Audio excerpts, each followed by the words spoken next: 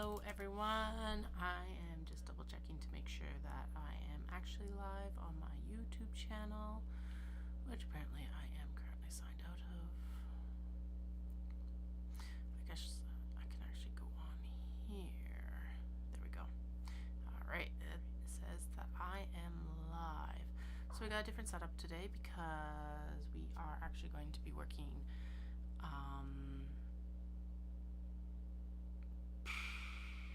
on custom orders for today. I've got some pick your own orders that need to be completed, and then I also need to get some custom orders from Knit City done as well. So I do have my Coke Zero here because even though I'm not like exhausted, I definitely would like some caffeine.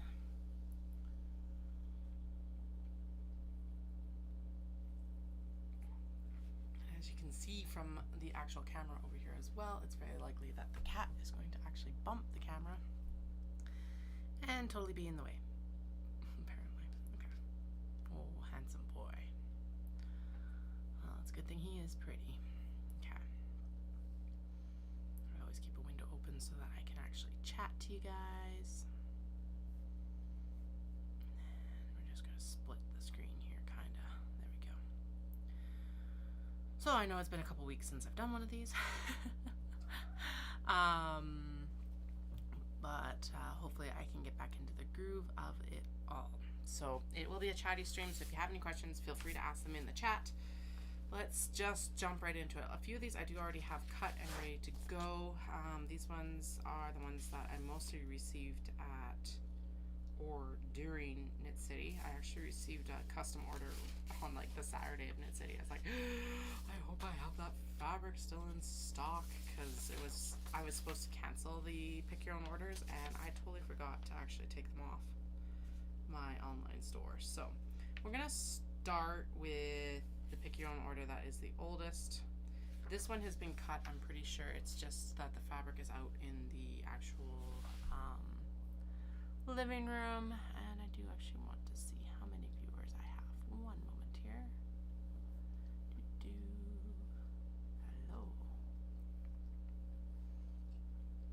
My vanity says that I want to be able to see how many viewers I have. It also is a good thing to do. There we go. Now I'll be able to see that a little bit better, and then I'll still have the chat up here as well. Okay, so anyway, so we're going to cut a large box bag out of the Lily Pad Frogs on Bright Green, which is right back here. And now that I'm starting to like cut stuff, I just want to go through and basically cut everything. But this is super happy. This has been a pick your own that I know has been on the list for a while. It's going to be a large box bag. Usually in this case, what I'll do is I'll cut the large box bag and then I'll also cut the Kato bag out of it, which is a drawstring bag. But I think we'll cut 2 large box bags out of this, simply because it's not something that's been in the shop yet. So we got that, and then the other one, the rest of them are actually all Kato bags. So we'll just start here. This will need a lining fabric of white, which if I'm lucky I already have cut out, but I don't actually know. I guess we'll find out in a minute. Okay, so nice green. I kind of wanted to do like more of an over the shoulder view with this, so let's see if we can bring it over here. Hopefully it's not too in the way. Oh yeah, that's better. I was like, how am I going to protect the privacy of my customers when it's like... oh yeah, and then of course you can see it in the thing. Oh. Anyway, basically what I was like, how am I going to protect the privacy of my customers when you can like see my screen? But of course I can just print packing slips and fold the paper over. There. Now I'm just going to make it wider. Sweet. There we go. That's a little bit better view. Apparently, my camera is now unhappy on my computer because of the bright ring light, so let me clean that too. Hello. Let's get up close and personal here. There we go. It's a little bit better. Okay. Large box bag out of this. I need my large box bag template. These are just pieces of cardstock that I cut down so that I can just zip through my cuts. Typically I do usually use a ruler. It's not handy right now, so we're just going to go ahead here and do this like that.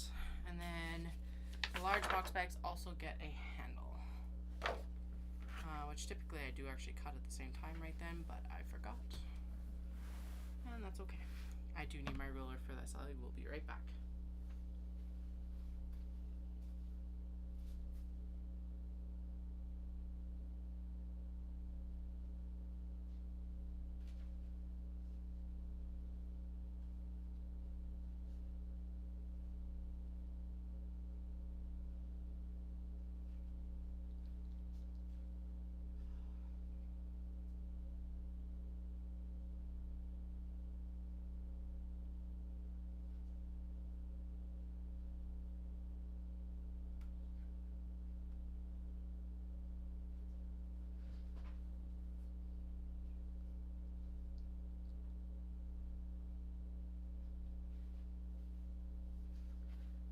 Okay, well, for some reason, I don't know where my straight edge ruler or my long ruler is. Yeah, because it's not here. Alright, so we're going to use my actual one of my old cutting mats, because realistically, it's light, it's movable, and all I need is a straight edge, so who cares? As long as I have a straight edge, that's what I care about. Okay, I'm going to move the Coke back so that I don't spill it on anything here. Shuffle it right up here. Actually, that's kind of nice because there's no way that fabric is shifting while it's under this. Okay. Get my measurements right. Yeah, right, good. Line the mat up. Actually, the nice thing about this is that it is very much wide enough for everything. And I'm just going to cut across and pop it over there. Okay, so that is the exterior for that one cut. I should actually probably just cut the kato from right now as well. Oh, my brain is tired. Let's just work on stuff that I'm supposed to work on, or else I will totally get distracted and not work on what I'm supposed to, which is supposed to be little things. Because my next pop-up is actually a Christmas market, so I want to have some more grab and go, like Santa helper gifts. So that's kind of the plan for that one. Okay, so then I needed the modern fan motif on off-white, which I think is down here.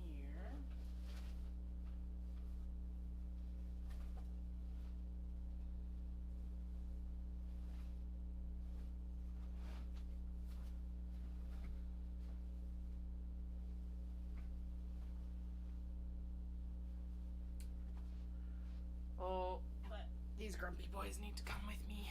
Okay, so let's cut this down for a kato bag. So this is actually an offcut from a knot bag, and I was realizing the other day that this would actually work for kato bags. I just gotta cut it to the right height. There is the black cut for another kato that's on order. And then I'm pretty sure that is tall enough right there. Alright.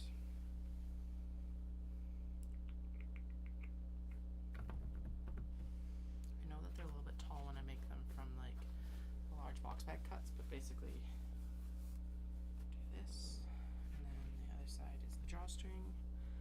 There is the top of that. Katie's like, I'm not gonna get distracted. I'm just gonna cut the things I need to make, and then gets distracted as soon as she digs in the kato box. That is not unusual, folks. That's okay. Fabric is fabric is fabric, and it needs to become, all needs to become bags. So there is the kato cut. And then we'll square up the edges here. Why I'm using this black canvas as the guide is because that is the width that I need, and so we're just going to line everything up with that to make it the proper width, because why not? It just makes it easy. go like that, and then another cut here. Nice ASMR. Rotary cutter. And then we will need the drawstrings from it. So we're just going to fold this in half. Fold this in half, and that'll give us the width that we need again. And better, in this case, better to go off of the actual like fabric that I've cut. We're going to square this edge up on top.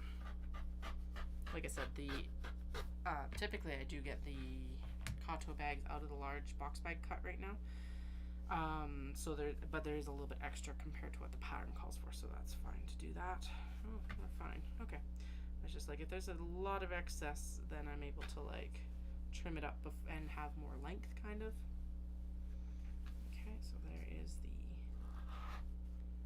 drawstring. Sweet. It's also going to be the correct direction and everything.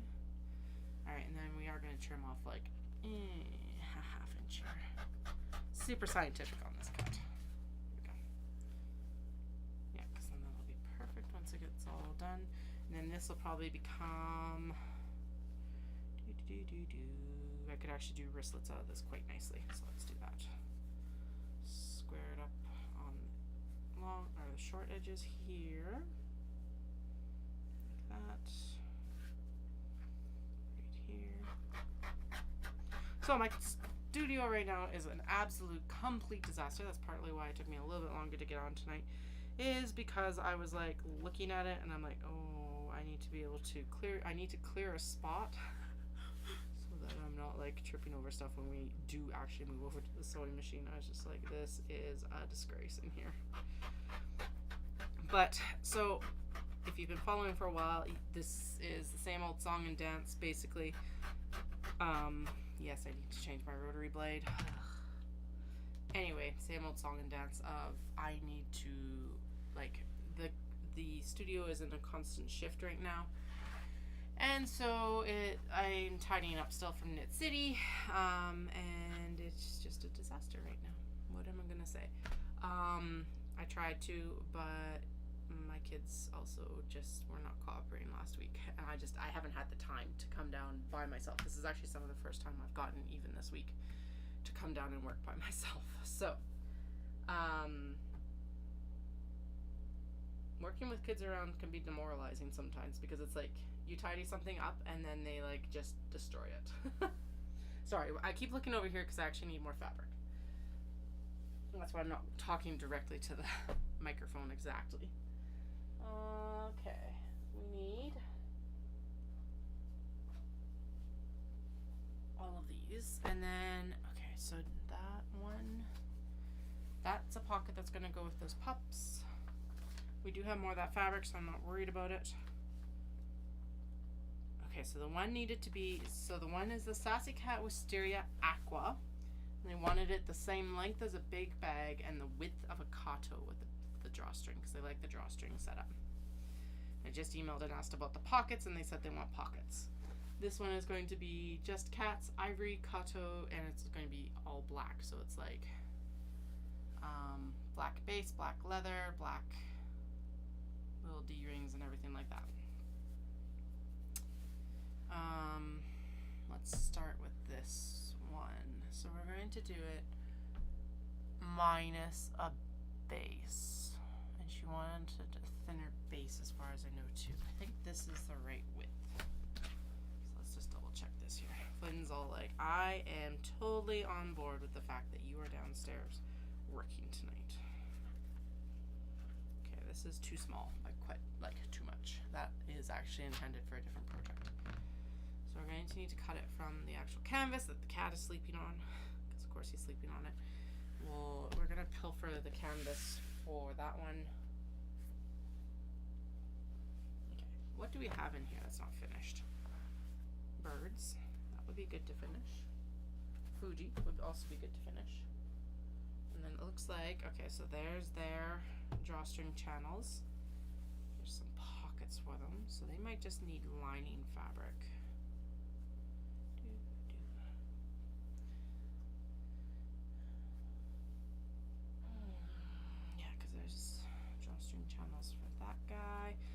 another pocket for the puppy dogs, which obviously I don't need to do, but I need to do. Okay, and there is a lining fabric. So that is a good lining fabric for this one over here. That is going to need some, they wanted all black, black, black, black, black. So I think I'm going to use, the problem is I'm all out of black fabric for pockets. So I think what we're going to use for it is we'll line it with white, and then we'll put a beige pocket in it from what I would normally cut for lining. I think that's going to look the best. Yeah, because, oh, wait a second. Yeah, no, that's not going to work either. I guess the other thing is I could cut a like twill and use that, but that's going to make the bag fold up weird when you drawstring it together. So we're just going to stick with cottons. Okay, that one is nearly done, so I may as well set it aside and pilfer a lining for it too. What I mean pilfer is I've got a bin of like kind of finished and cuts down here underneath the cutting desk table, and so I'm going to pull stuff from there. This is going to need custom lining. Hey, look at that. There's pockets right there. Sweet. That actually looks like it might even be the right length if I cut it in half. Yep. Unless,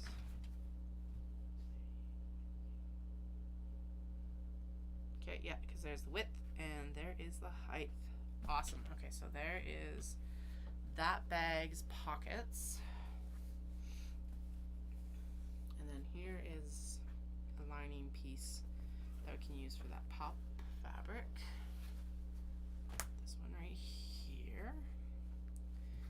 You may ask, Katie, don't you have a bunch more work to do before you can actually sew it? Yes, yes I do. And I am in complete denial right now. Okay, this needed, what does need? This needed canvas bottom, that's what it needed. Lo and behold, oh, that's all charcoal though. Okay. Alright, I need to actually pull the bin, so I'm gonna scoot the camera, or the phone here a little bit. Scoot, scoot. That's probably a better spot for it anyway, just because then it is out of the way. Alright, what do we have in here?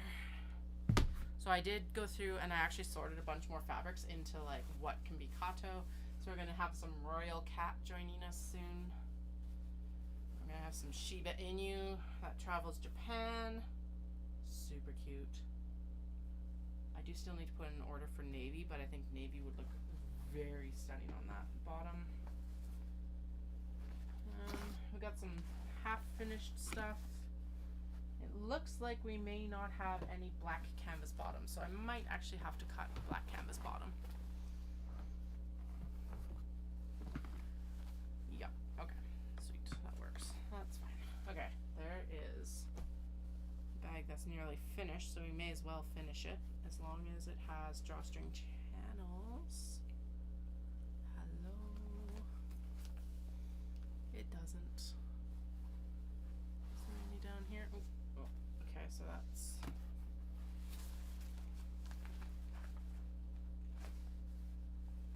what's that? That's lavender. I think the lavender cats don't want a blue lining. I feel like the blue lining. Hey, there we go. Steal from one project that's not finished to one that's nearly finished. That's a good trade-off. Not like I don't need to do that with all of these, but you know. They'll all eventually get finished. There's a couple in here actually that would be good to finish right now, especially if I'm cutting black bases. So let's do that. So let's do these sassy cats with on the black background. And what was I thinking? Yeah, because I think I can cut like 4 interiors or something like that. Okay, so this needs to be stitched almost completely. I'm gonna clip these together because that process did work this last time. And actually, since I've got so many gray cut, that's what I should be focusing on probably. Anyway, yeah, I'm supposed to actually put an order in for navy canvas, but it will happen eventually. Actually, I need some more black canvas too. So that's the debate that's happening right now. Is it's like, okay, how much do I order right now? And like to save shipping and all of that, and like what do I need to order? I don't need to order gray canvas right now. It's all, I've got enough of it. This one can definitely go with the gray canvas. And actually I'm going to be switching suppliers to a different supplier for my interior fabrics, because then I only have to order from one place for interior exterior fabrics for the Kato, and that will actually condense my shipping charges significantly. And it's a supplier out of Montreal, so it's still a Canadian supplier, which is super awesome, but they're like beating my old supplier by like $1 per meter, and when you're talking $1 per meter, that's a lot of money saved for pockets and stuff like that. So I was pretty pleased to find them. Now, does that completely affect us right now? Not really, because I still have to work with what I have. But yeah, I should actually get my order in here soon. Part of the problem that happened is that I totally took my credit card out of my wallet and used it for something, which is fine. That's what you use it for. And I haven't been able to find it since. And the thing is it's somewhere in my house. And I cannot find it for the life of me. And it's like so embarrassing and so annoying. And I'm just gonna have to bite the bullet and like order a new card, I guess. But it's just like I've already had to order a new card this year because someone got a hold of it, charged Uber to it, which it's not like I use Uber, and it was just it's a hassle, just a hassle. Okay, this is actually working quite well because there's quite a bit of gray here already cut, so we may as well take advantage of this while I'm digging through. Kato bags are also the most popular bags that I have right now, so you know, may as well lean into it. Although I do think that this is probably the last of the gray ones for now, unless I want to cut new fabric, and I don't really feel like cutting new fabric tonight. Besides the stuff that I'm already doing for the pick your own. Let's see, anything else? This could actually look really nice with the, like this is something that I would typically pair with the black, but honestly I think a gray would look really spectacular with this one. Oh yeah, the aqua in the background, even though it's black cats, we're gonna go with that. Okay, there. So we just committed me to way more work than I intended. We are gonna keep these guys out and also cut them anyway, the black bottoms for them.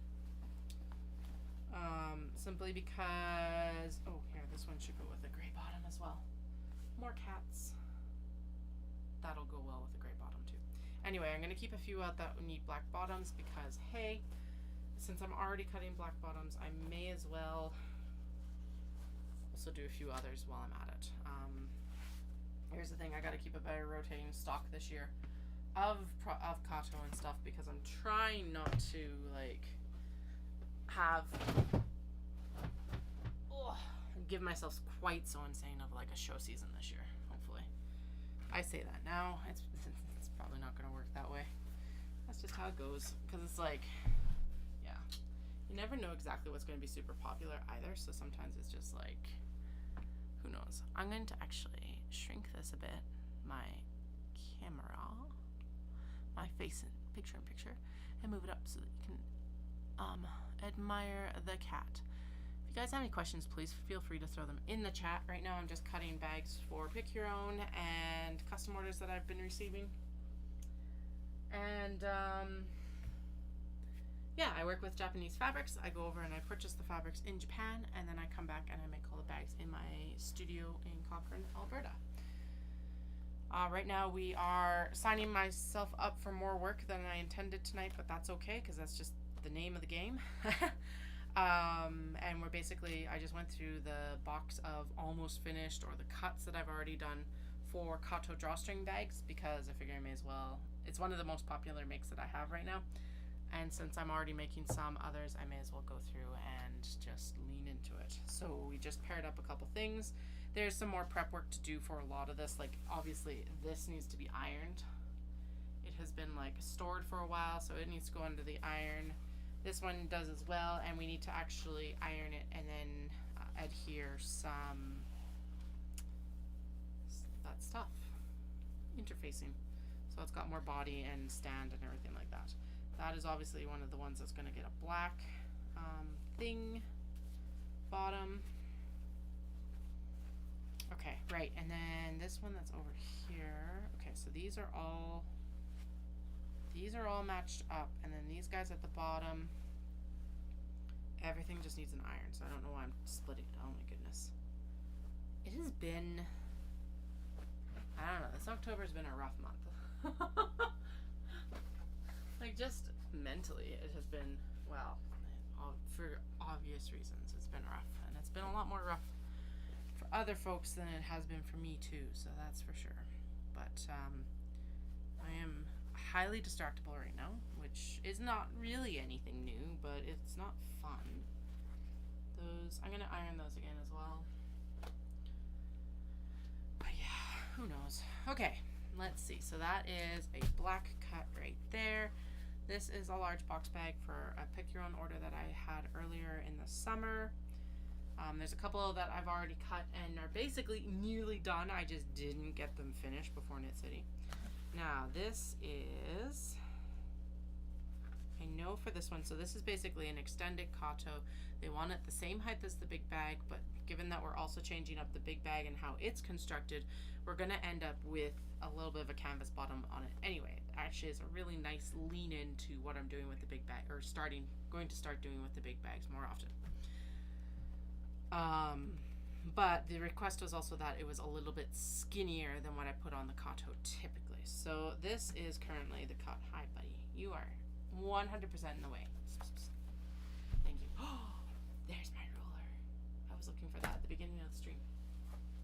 Sorry, kiddos actually broke my ring light tripod, and so I'm trying to limp it along here.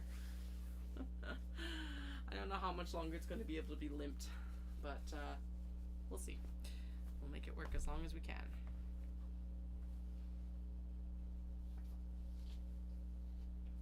There we go. That's better organization there. Alrighty. Oh yeah, I'm almost out of black. Okay, so I do need to replace that border like ASAP. Boo. Obviously, I spend most of my money in Japan, but then of course there's always all the other little moving pieces of like needing to, especially with the canvas and lining fabrics and all of that. Okay, that's okay. That's part of running the business. It's just a little bit of sticker shock whenever I have to also order those, especially on a year that I've been to Japan. Obviously, we are going to need to lint roll this from the cat, but for now, we will ignore that. So we are going to trim this down here. Just trying to see. Yeah, honestly, that's gonna take. Oh, how deep should we make this? Okay, well, I guess the easiest way to answer that question is going to be how much are we fitting on here? Like, from how much are we fitting from the fabric? And what amount do I typically do for a wedge? And actually this one's going to be a smaller wedge because they basically just wanted a kato that was taller. Okay, so we're going to have down to here. That's our typical big bag.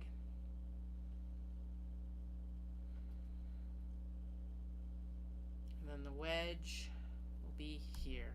Yeah, actually there we go. That's a nice spot to cut for this. So that means that we're going to have, I'm not going to give you any measurements. You can make an educated guess probably, but I'm not going to give you any specifics. Okay. Okay, so I need a pen because I'm going to forget that otherwise. Okay. That is not the order that we're doing right now. Oh shoot, and I need to find the oh no, this is the order that we're doing right now. So we're doing that cut plus that, and I need to actually find,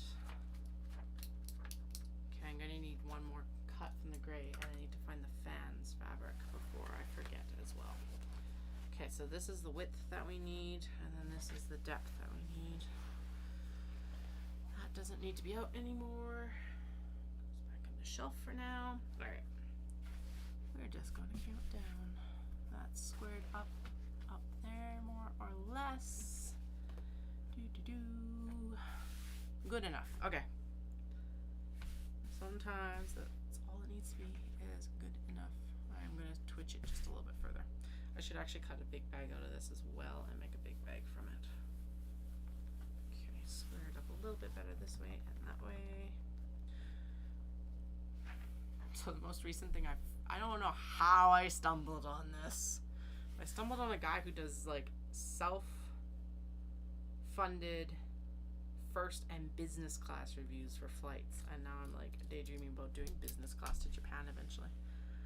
I would need to hustle my butt off even more than I am right now.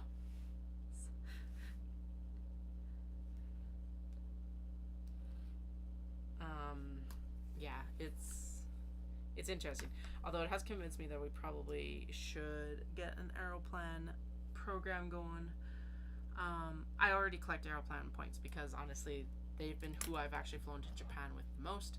But like a whole bunch of structures have changed. They don't offer a direct flight from Calgary anymore.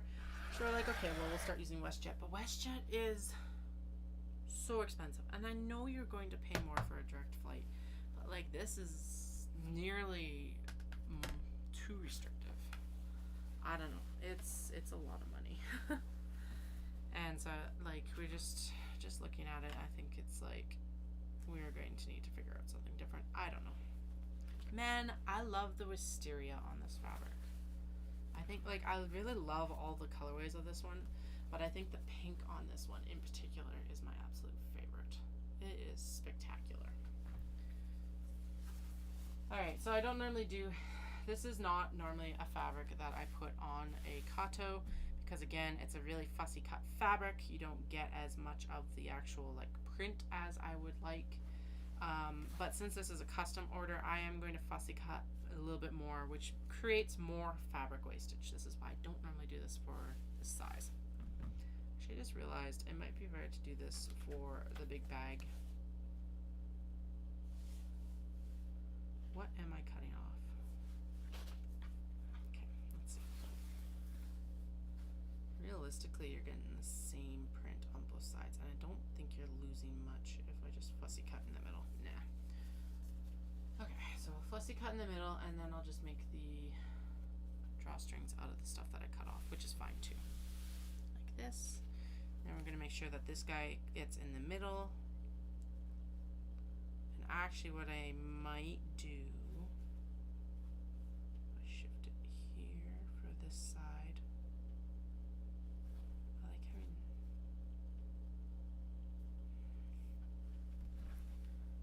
okay, so if I shift it here with this one, then we get this guy on kind of in the middle, and we get these two here. And then I could open it up and get nearly, and then I could get these ones over. Actually, if I cut it over here, there we go. Okay, so we'll cut, we're going to cut this one here. There we go. Because this is a better placement for this cat. Like this. There we go. And then actually, we're going to cut this one here, because then we get these other two kitties. So we'll get that one in the middle, and we'll get that pretty kitty. And actually then this doesn't really encroach on anybody down here. Like that. There we go. Okay, I think that's gonna work the best. Alright. Right up this side here. And then we'll do the interfacing to it like we normally do. Blah, blah, blah. Oh, that's actually gonna be gorgeous. Thank you for the custom order at Knit City. Dallas thought I was absolutely nuts for taking the fabrics to do like custom orders, and I'm like just sitting there thinking, it's like I always get requests. We're gonna cut the Oh, let's cut the drawstring this way, and then we get more cats, because then we can get both of these cats. Yes. Okay. Well, that worked out better than I thought it was going to. Excellent. Okay. Anyway, Dallas thought I was nuts taking the fabric to Vancouver, because who would want to do a custom order? And to a point, yeah, I get it, but I always get requests for custom orders at Knit City, and it's always like a delay in my response about what I'm able to do. And so I was like, okay, let's take the fabric this time, and then if I sell a few, I sell a few. If I don't, whatever. It's really no skin off my back, and it was really good, because it meant that people could go through and see what fabrics I have available and make informed decisions, instead of me being like, well, I don't know if I have that on hand anymore. I'll check when I get home and get back to you, and then also like completely failing to do that. And given how this October has gone, thank you for your support at Knit City, because it's like I wouldn't have remembered everyone. Actually, there is still one woman I need to contact, because I definitely have her fabric on hand, and I keep forgetting to contact her. So I will get there eventually. All right, there we go. That worked out. I have far less wastage than I thought I was going to. And actually this will work for, I'm doing some strip pieced like Christmas decorations, so this will be perfect for that. Alright, and now we're going to do this cut. I think, yeah, we're going to do this cut. So it is not square. Oh my goodness. Okay, I'm going to shove the laptop back a little bit so I'm not cutting into it. Then I'm going to move all of this stuff over here, because reasons. There we go. I can go down there now. Is it on the floor? Yeah, I did just drop it on the floor. Why would you ask? Okay, I don't even know what to do with these guys. Pop them down there. Have some Coke Zero.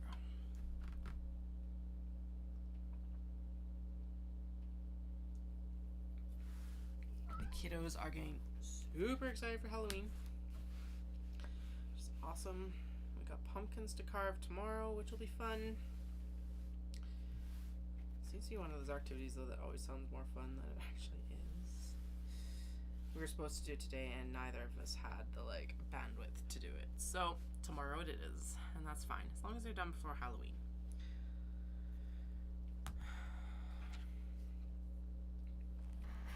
And it'll be more fun once we actually get into it, but it's just like right now, it's just like neither of us had the patience, nor, like I said, the bandwidth basically to do it.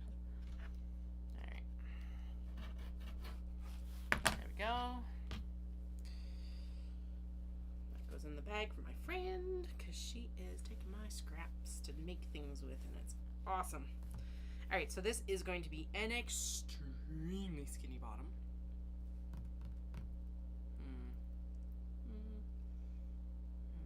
That'll cover the wedge though. That's all I needed to do is cover the wedge. I do not need it this.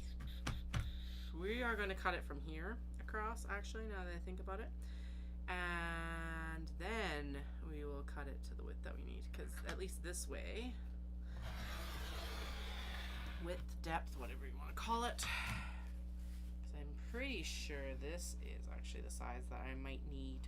No, it's a little bit too skinny, but there'll be less wastage doing it this way. So that's all we're trying to do, is not create too much waste. All right. Like.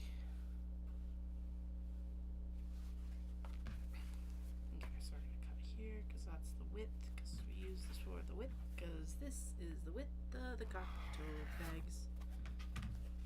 Yeah, it's about a half inch to 3/4 inch less than the Kato height. So cut it here, and then we'll cut it even skinnier. This is for other bags, although now I don't know if I have enough, but that's okay. Okay, now this needs to lose some height, and then we'll get to it again. And I need to square it up a little bit. That's fine.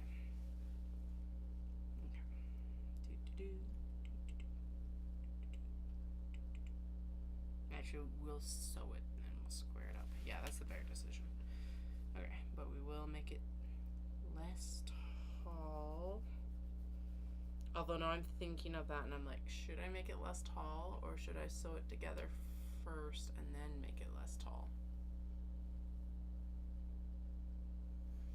Make it less tall.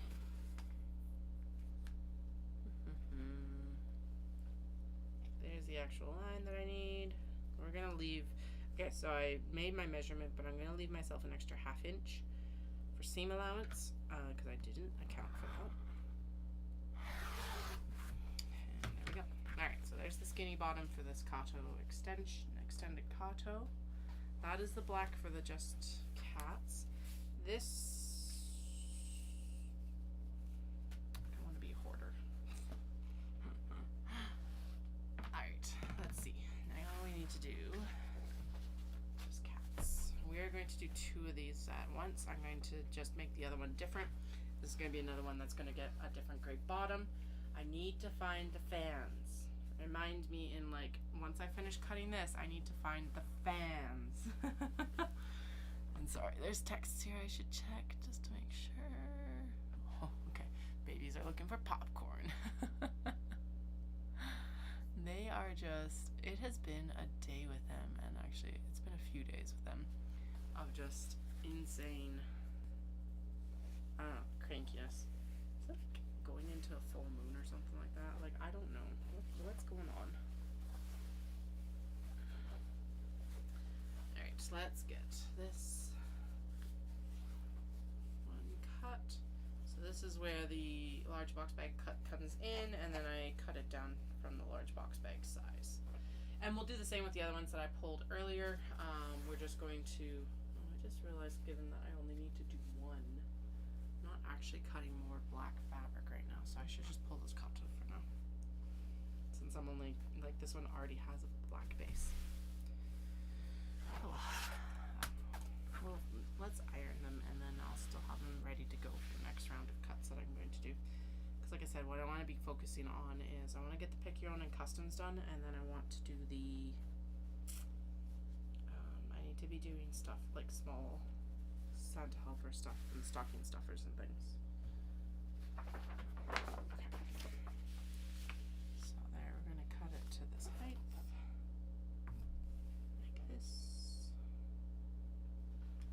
I just realized if I'm doing it this way, I probably need to actually rejigger my, or reconfigure, recalculate, there we go, recalculate my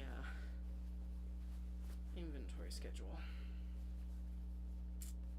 Okay, we'll do that later.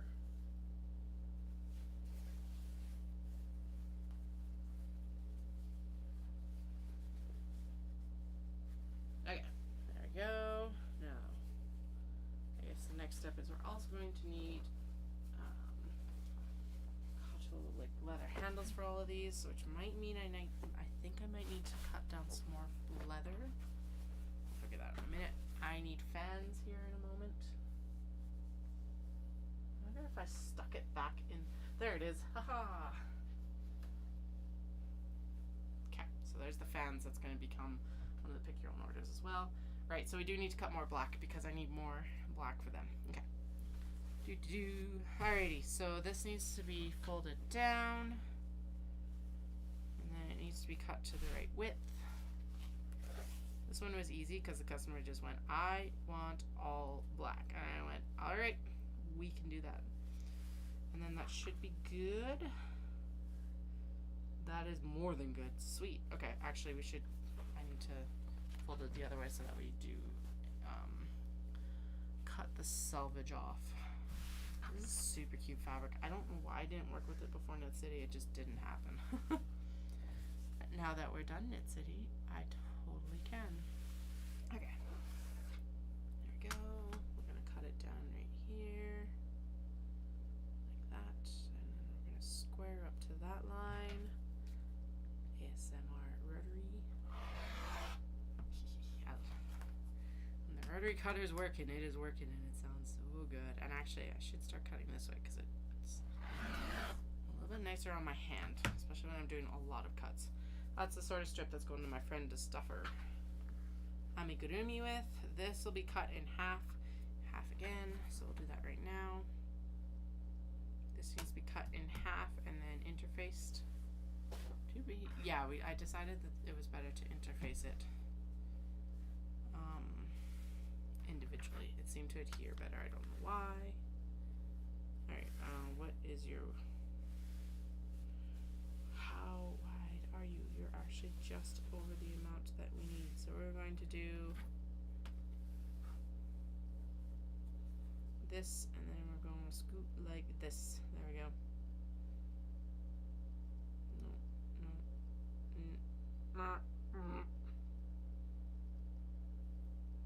Yeah.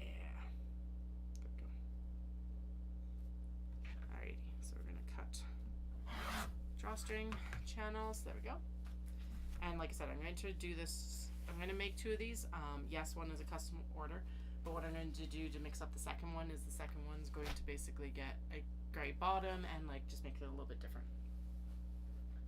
I also found the fan fabric, so we're going to cut it here as well. And then we'll go through and we will iron that stuff that's over there right now. The things. Well, I just realized part of what we need to do with that was we actually need to trim down the width of the thing before the drawstring channel before we actually cut it. Oh well. Now is this going to be wide and like tall enough for that? Tall enough. Perfect. This is just like working out as good as this possibly could, basically. Because that's going to be actually taller, I think. So I got a custom order when I was at Knit City and of a pick your own, which wasn't supposed to happen. I was totally supposed to pull them off the website. And I forgot. So I was at Knit City and I was like kind of panicking a bit of like, oh my god, am I gonna have enough fabric to do this bag when I get home? And like, I do. I have enough. It's fine. Okay, that is as tall as it needs to go. So this is actually going, this band down here is going to be able to be repurposed into other, actually that could be the drawstring channel, and then this probably could turn into, I was thinking triangle pouch, but it can't be a triangle pouch.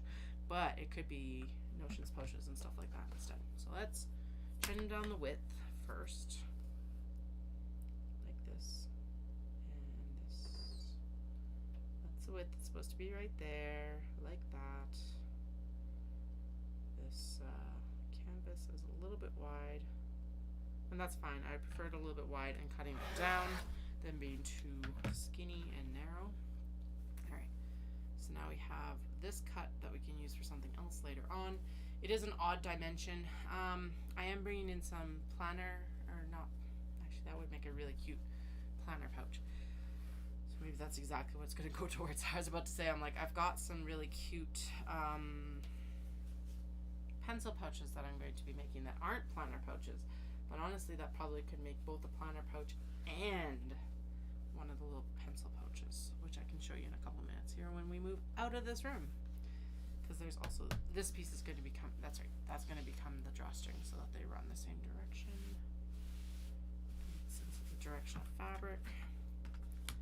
And we'll trim it down. Yeah, we will have, need to trim it down. We'll also need to trim down the selvage here as well.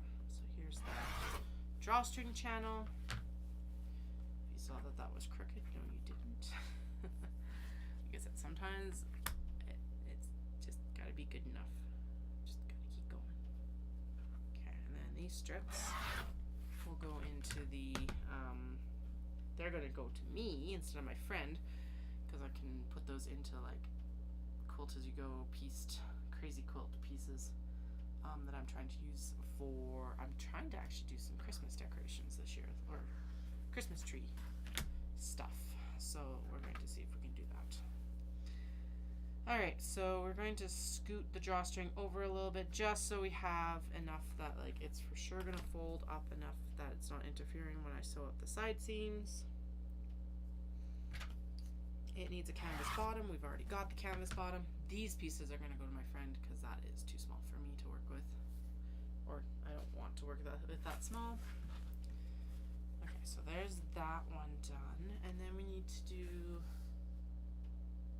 okay, so it's just Cat's Ivory Cotto with black. That one we already have here. Okay.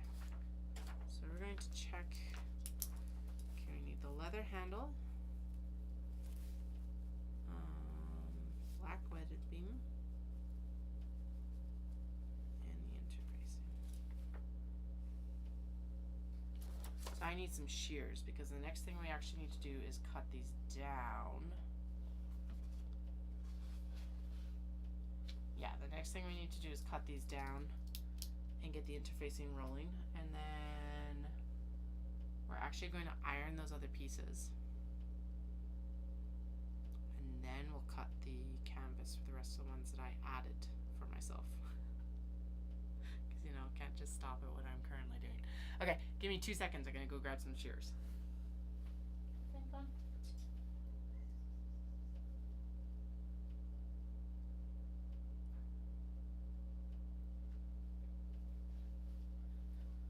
So the one big thing that I've changed up is, so we've had a whole, again, another whole reconfiguring of the sewing studio / cutting studio space. So because I've swapped to a laptop, I don't need a computer desk anymore.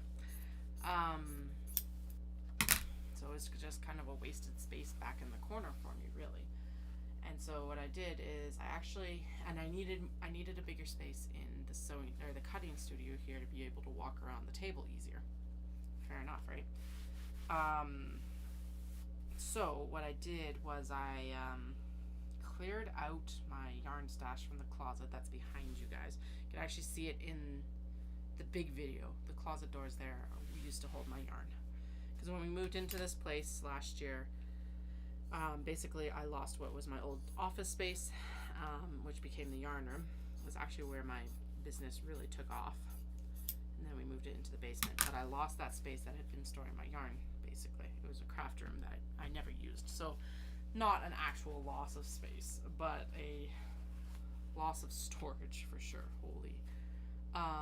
And then if you haven't heard this story before, if you have, I'm sorry that it might sound familiar and it probably sounds like I'm whining, but the basement that I'm in currently is about half the space of the space I had before, which when you're expanding it becomes difficult to navigate, because it's like, okay, where do I put everything? And when we moved in, we originally went, okay, this is actually going to be a guest bedroom, but like 90% of our friends are allergic to cats, and we haven't had a lot of travelers, so it's not like we've needed a guest room. So I took it over this summer. I was like, no, we're clearing it out and we're making this the cutting studio. Awesome, because that gives me a ton more room in the sewing studio. Then my husband moved his office upstairs into, like, we got kind of like a little nook right by the front door. Perfect, gives me even more room, right? Like, awesome, love it. We moved my, like, hey, there's some bookmarks. We moved my desk around and all of that, and it's all good. But my computer died earlier this year, and so I was like, okay, so I need a new computer so that I can actually do YouTube video editing and stuff like that, because I was trying to put a lot of effort into actually growing my YouTube channel. But that means that, like, the desktop is, I limped it along as I could. It's 7 years old. It's a Mac. It was no longer supported, basically. So it was like, okay, so it's time for a new computer. But that means I no longer use the computer on the desk, which means that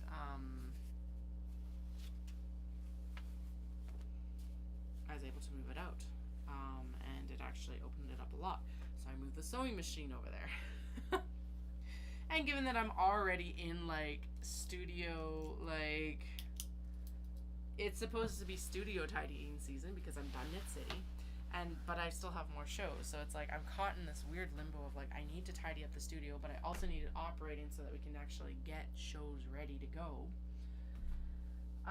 So it's just, long story short, it's an absolute disaster out there right now. That was a very long story to tell you that basically before I came on live, I was like trying to tidy up so that I don't trip myself when we eventually do move out to the sewing studio. Anyway, we're gonna iron everything. I'm gonna iron and then we'll cut the interfacing, and the interfacing is actually going to be applied to the steam press. that is the main reason that I was actually telling that story. I just remembered is that part of what I moved out into the sewing studio was the steam press. Was that a good idea? I don't know.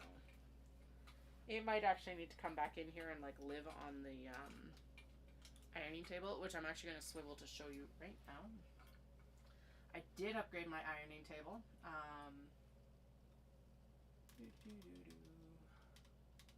How does that look? That actually looks pretty decent. So this is actually now, basically it's a piece of plywood that I covered up with cotton batting and a canvas top from one of the offcuts from my actual canvas that I have in stock or on hand to make bags with. And what it does, I'm going to put my ironing board cover back on underneath because it is nice to have the ironing board as well. But it squares up the ironing board, which now you can see now that I removed it. And it allows me to do proper yardages across the whole board, which is an absolute game changer. Now the steam press is still the best thing to use for actually doing interfacings and fusible interfacings, just because it's got the pressure along with the heat and the steam. And actually, now that I say that, I think we are going to move it in here onto this because I don't know where, I don't have space outside in the sewing studio to do anything with it. So instead of moving us like this setup out into the sewing studio, I'll move it into here once we're ready to do interfacing. I just got to double check that this is the iron's got water. I just heard it click, which means that it's actually warmed up. I will, what am I going to do for this camera? I don't know. I'll probably just leave this here because it's not going to take very long to iron. I could have actually just brought the ironing board over here, but like I said, my mental capacity right now is like maxed.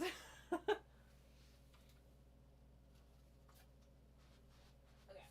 And I gotta get some water for it, so I'll be, oh, actually, I got water right here.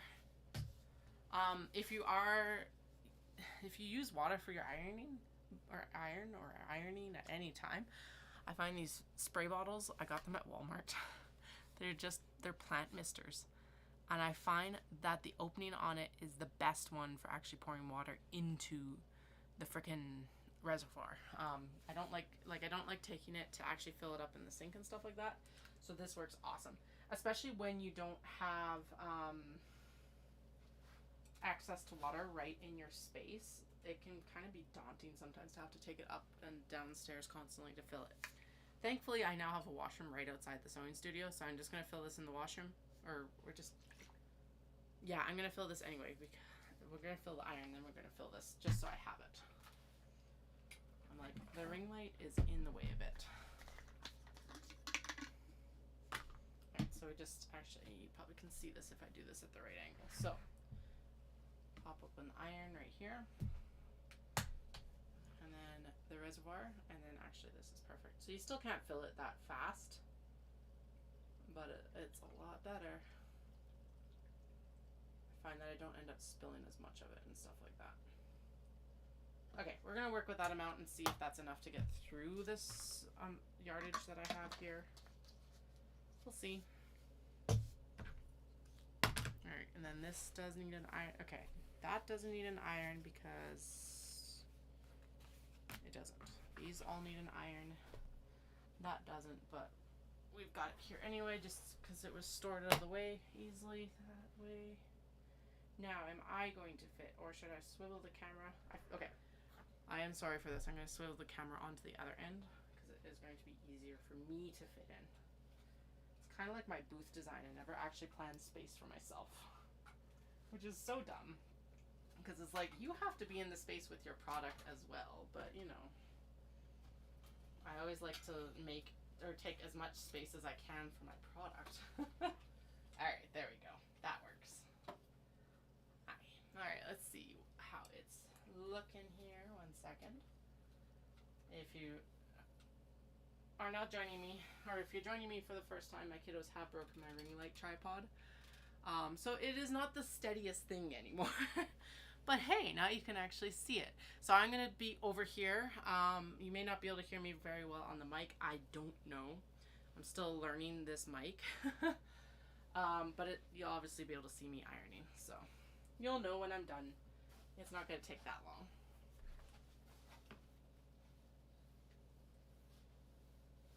One of the things I do really like about this ironing board, though, is the fact that, like, the fabric doesn't move very much. So it's like, it just stays nice and steady, and it's not like, I don't know, shifting all over the place. And that shouldn't, you think, be a problem with, like, a normal ironing board cover. But, like, the difference between that and the canvas has been night and day. It's insane. Oh, that drawstring is going to be spectacular. So that was a really nice fussy cut to be able to do. Okay, so there's the cuts for this Just Cats. This one doesn't particularly need a lot of ironing. It's just going to make it easier to adhere the interfacing to, hopefully. Maybe. Who knows? That's my theory. That's what we're going to go with.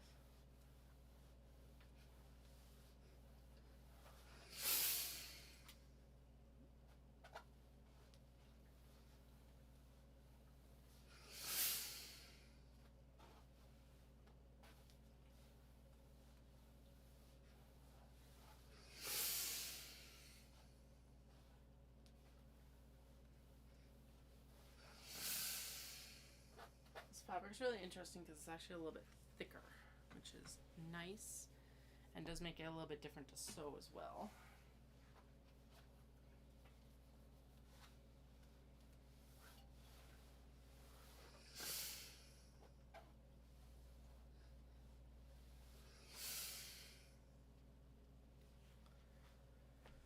Okay, now let's see if we actually, we don't need to do the fan, never mind, we'll do the fence.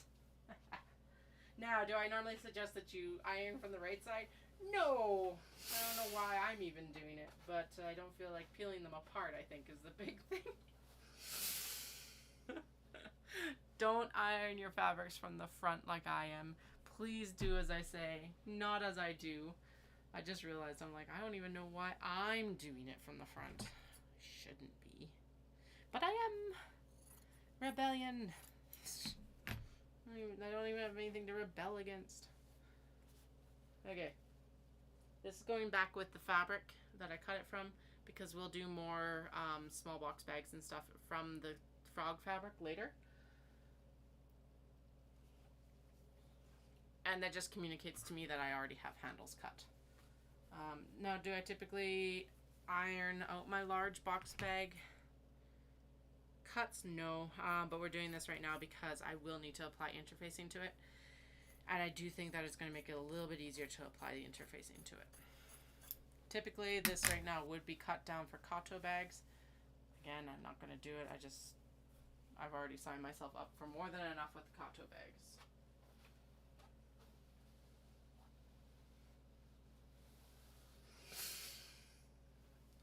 Nice flat handle. So before this, I was working with a non-fusible interfacing. The Kato bags do really need an fusible interfacing, so I started using it last year. And my non-fusible interfacing has quadrupled in price, and most of that increase has happened in the last like 6 months to a year. So basically, I'm switching to fusible interfacing because I'm just like, unfortunately, I can't support a doubling of price in the last year of interfacing. In some ways it makes more work, in other ways it actually makes it a lot easier. So now, is there a line in the center? Yes, but I actually use the line in the center typically to be able to line up my zippers after I sew it. So I will be repressing that when I do zippers. Alright, so let's get down to the bad stuff. The stuff that really needs the help. This is stuff that's just kind of been chilling in boxes, just waiting for the day when I would disdained to sew with them again. Some of it's had to be rewashed. Actually, that's the main reason that it's really crinkly. It's either been stored in a box or it's had to be rewashed. So some of the stuff that's really bad in this pile is stuff that's had to be rewashed. Now, the one thing I do wish I had done, basically I ended up working for this board with a piece of plywood that wasn't quite wide enough. Now that I'm actually ironing fat quarters on it, I kind of wish I'd made it the proper width, like wide enough for fat quarters. But it was free plywood, so beggars can't be choosers. And it took a like, so you can purchase commercially available quilters ironing boards, but they're $400. I didn't want to spend that on equipment right now. Well, okay, I want to spend that on equipment, but not on an ironing board. Prefer to put that money towards like a leather strap cutter or something like that. Anyway, they are expensive, and so even though plywood is super expensive, so I went and chatted on the Buy Nothing page that we have in our community, and a neighbor actually just up the road had a piece of leftover plywood. So it's like 16 by, I think it's 57 or something like that. And I was not going to turn my nose up at that. The most expensive part of this was actually the cotton batting, because you for sure need 100% cotton batting because of the temperatures I'm working with. You cannot have your batting melting while you're ironing on it.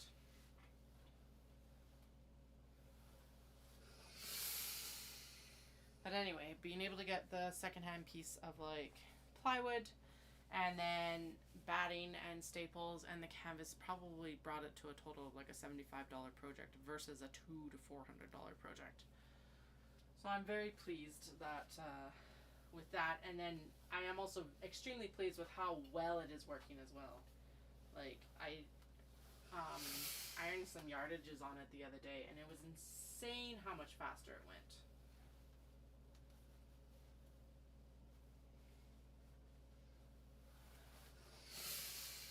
I do have to admit I'm still getting used to the scent of it though, because it does smell a little bit different than my previous ironing board, and I don't know why that's throwing me off, but it is. I think it's probably the plywood underneath, like the wood scent a little bit. That one's not too bad, so we're gonna double up like this, and we'll put the worst one on top.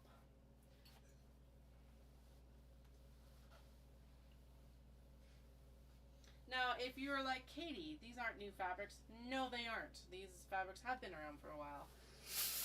But that's the awesome thing about adding new products in, is that some of the older fabrics that didn't do as well in some of my like longer term makes are like getting a new breath of life with these newer makes. So that's why it's like, if you recognize a fabric, you probably do. You're not going nuts. We're pulling from the vault right now, because all fabric needs to be used, and all fabric needs to be used. Right. Okay. So these are all gray ones. Now this More Cats is not going to have its drawstring cut from this bag. This is actually an old large wedge bag cut that never got made into a large wedge. So basically what we'll do is we'll go in and we'll make I'll take a piece of fabric from like a beige, probably the beige or something, and I'll make a drawstring channel from it, but it'll be like complementary to the actual bag.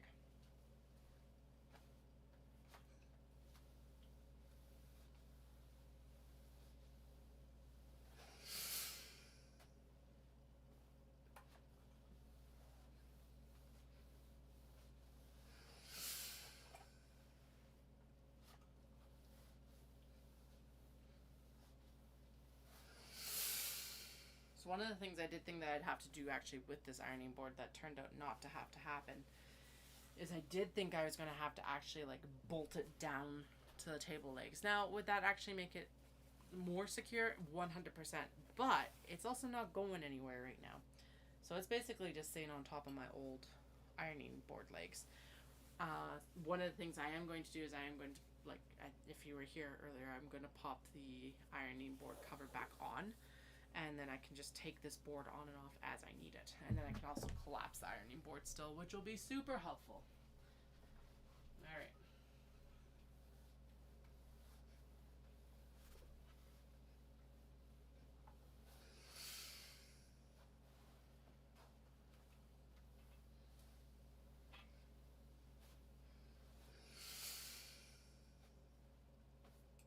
Okay, this one is going to need a double, so it's going to need a iron from the front for this other fabric that's super wrinkled.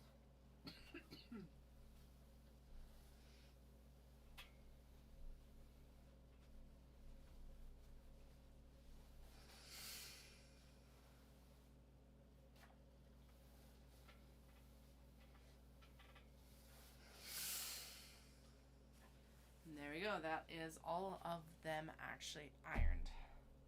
So now we need to go through and cut fusible interfacing for everything.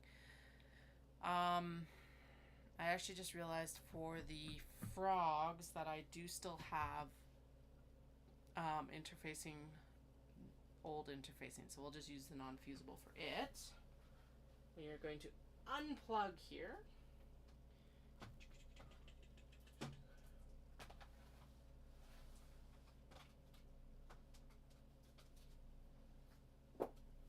And then we're going to move the camera back. So sorry for the phone movement here. Give me one moment. Whee! Alright. Around all the cables so that we don't knock anything over, especially a hot iron. Don't need to knock a hot iron onto the carpet. Alright. Go. Bring the PowerPoint back up. And make sure that this is actually stable again. Come on, tripod. I know you've been through it. All right, there we go.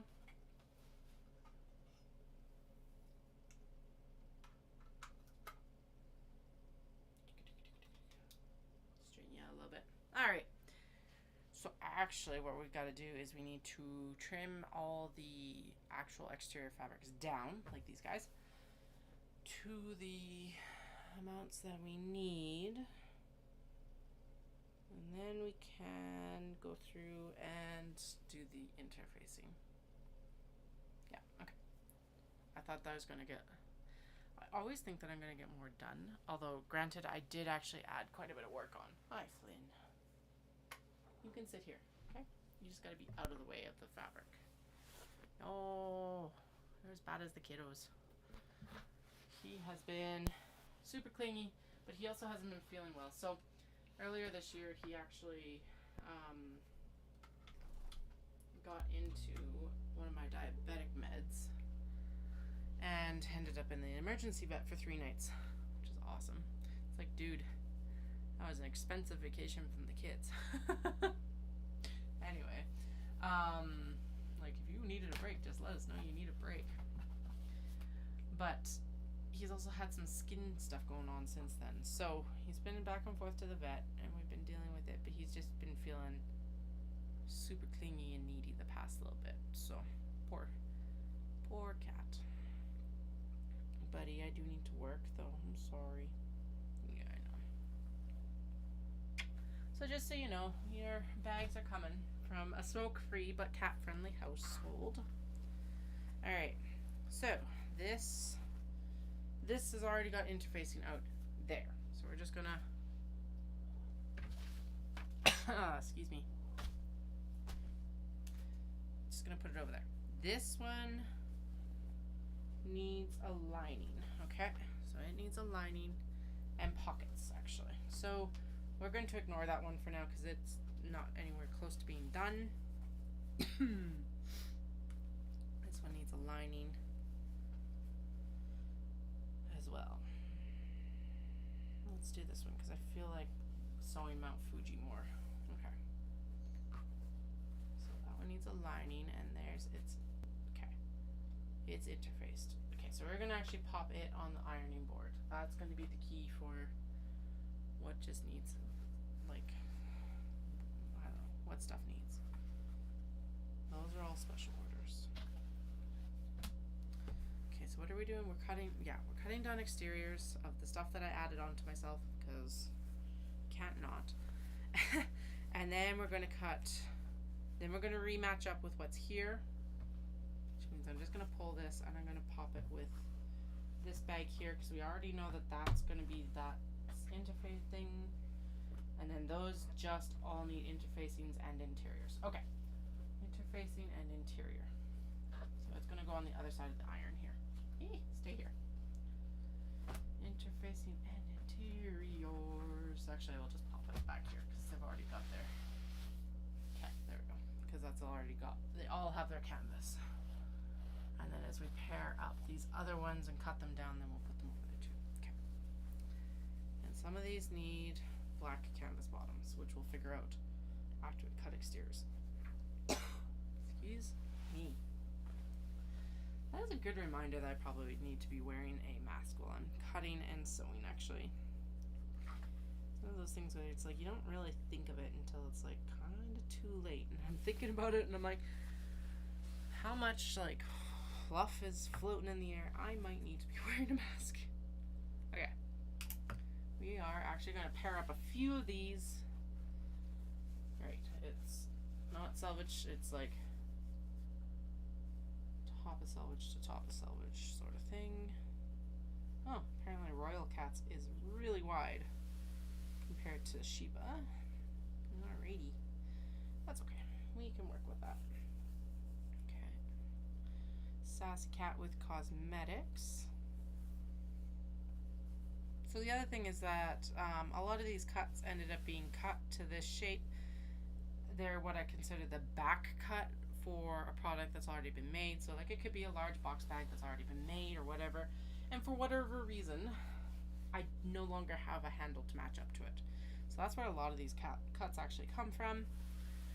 They're leftover basically because of, well, realistically, poor planning on my part. Which is why it's also nice to have like new bag styles come in that can use these cuts. And actually, the Kato bag uses these cuts very effectively. I'm like super pleased with that. There's a lining already cut. Oh no, that was pockets. That's pockets for the custom order. That's right. Okay. Because then I didn't need to cut another pocket for it. Okay, so that is a special cut. So we're not going to worry about that one right now. Anyway, so that's like it again. If you're seeing these fabrics and you're like, I recognize that though, it's like yes, you do because it's been around for a bit, and we're making it into a new bag. It'll look completely different. That's the awesome thing about these new styles is they do not look anywhere near the same as what I've been doing in the past. And I'm just like, it's such a the Kato bag was such a coup for me because it's like something that I wanted to make originally at the beginning, and I just did not have the skills to do it. Like hands down, I could not figure out how to make it work.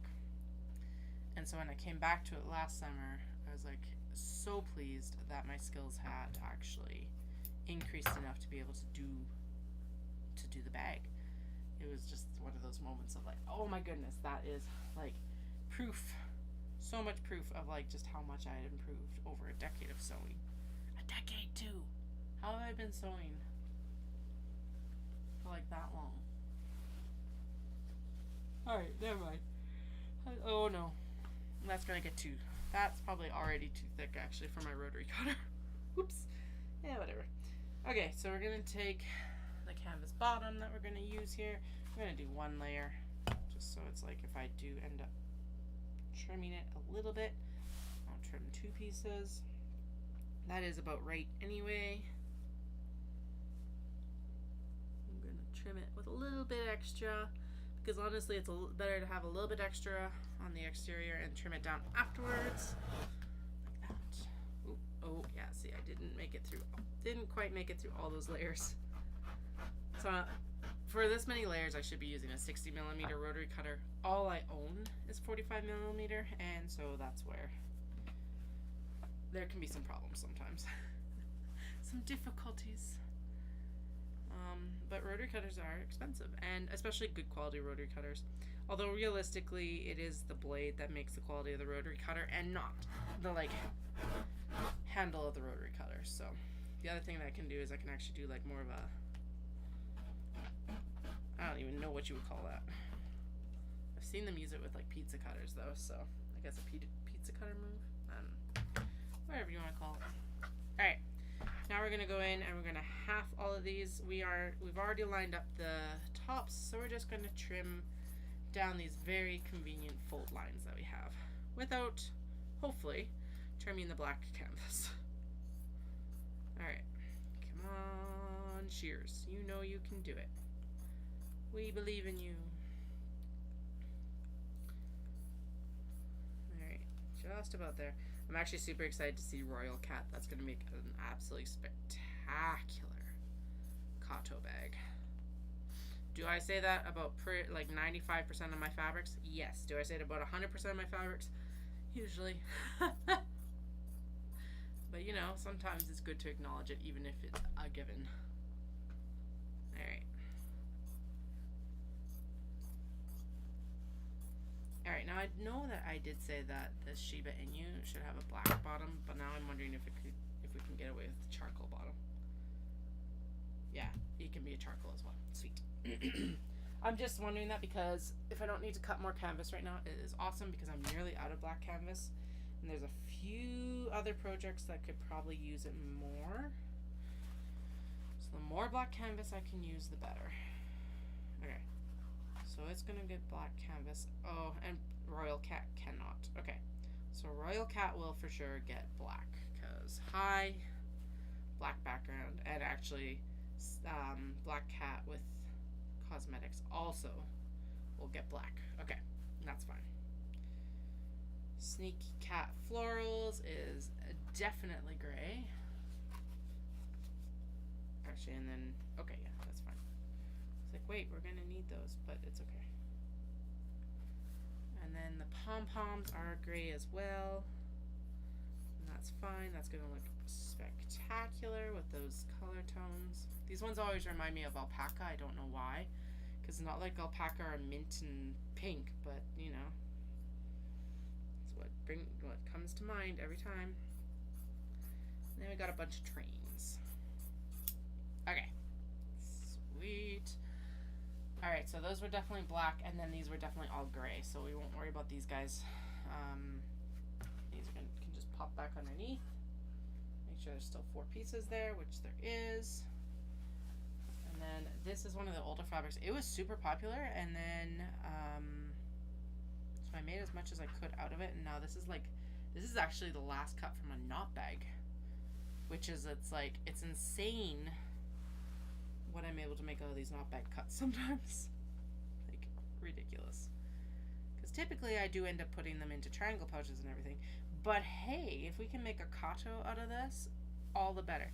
Now again, it is not going to have a drawstring, just like the More Cats is not going to have a drawstring made from matching fabric. It won't, but it'll have something that complements it, and it's still going to look absolutely amazing. I'm going to cut this fringe off here so it's not skewing my my alignment up top as much. I really like this one. It is like such an understated and gorgeous fabric. It's also cotton linen blend, so it's got a really nice like medium hand. And because it's, I think it's unbleached cotton or unbleached linen probably. It's kind of got like a dusty aqua color to it. I used to call it saddened aqua. And then I was like naming stuff this time because I do typically name my fabrics because it just makes it easier for me to keep track of. Anyway, I was naming them this time and I'm like, wait, of course, it's dusty because it's kind of like, so saddened is kind of like, yeah, dusty. But dusty sounds a lot better than saddened aqua. That sounds, I don't know. To me, it sounds better. Saddened aqua is definitely more dramatic. But I don't know if we need more drama right now. I think we're good with the level of drama we have. Now these ones, because they're all, actually they all look like they're about the same height. I'm not gonna trim them down. May as well, like it's scraps at this point. Because like it's cuts from knot bags and stuff like that. So we're not gonna worry about trimming it down, even if it does make it a little bit larger than what you would normally get with a kato, because realistically, there, it wouldn't get used otherwise. So who cares? I care, but not enough to cut them down.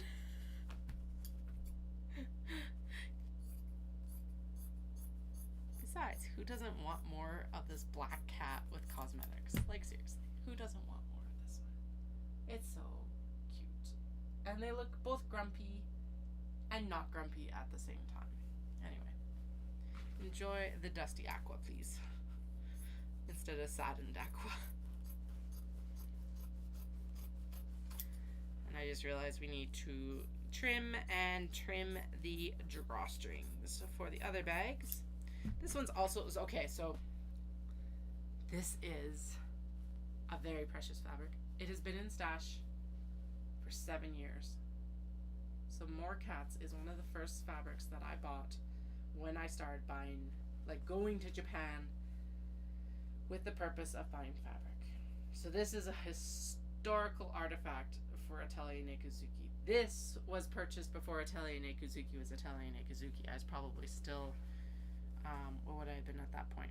Nekuzuki Yarns, maybe? Maybe Nekuzuki Knits. I changed from yarns to knits. Yeah, I started as Nekuzuki Yarns because I was knitting stuff for sale. And then I changed from yarns to knits because people, when I started really selling into the fiber market, people are asking why I didn't have yarns. And it's like, well, I don't dye yarns, so that's why I don't have yarn. I don't want to dye yarn. I pay Ancient Arts Yarns a lot of money, and Caroline is very generous, and she gifts me a lot. So I just don't have a need to. But, so I changed it to Nekuzuki Knits. It made more sense, short term at least. Then I changed it to Atelier Nekuzuki because I realized that knits might be construed as a little bit, like, I wanted to start broadening my audience, and knits was very specific to the knitting community, which is awesome. You guys, knitters and crocheters, have been, like, the best. But I also, like, I have to do what's best for my business, and broadening it is going to allow me to actually sustain my business. Anyway, oh right, what I need to do is open these up, trim the length, and then just trim them in half. That's right, because not all of them are going to be perfectly the amount that we need for, like, pattern basis. Anyway, I figured Atelier Nekuzuki is a little bit more all-encompassing than niching down completely into knits. So that More Cats fabric is from way back 3 names ago. And like 7 years ago too. Wow. Dallas and I were such babies 7 years ago. Now we have babies. Ugh.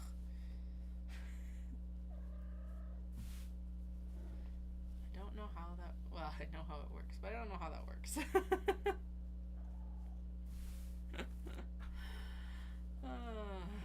Okay. Flynn's over here like, I don't know how that works for sure. I've never had babies.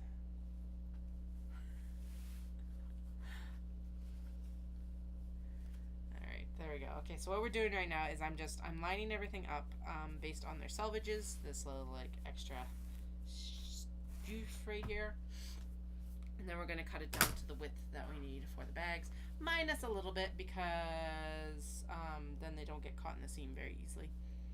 And it's always nice to have a little bit of a flare, like a very obvious opening I find between stuff. I also think if I cut it down this way, actually I'm going to scoot it. I'm going to cheat and scoot it just a tick more, because then that's a bookmark. That's at least one bookmark. I got to figure out, so now I've got all these bookmark cuts, but I've only got like half bookmark cuts.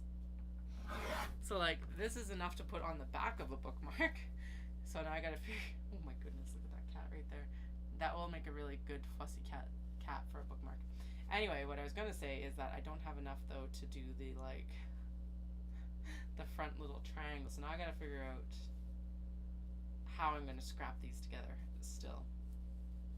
Maybe I just need to take the lighter, like, black twill that I have and any offcuts from it and make it the, like, little flap that goes on the front. That would be cute.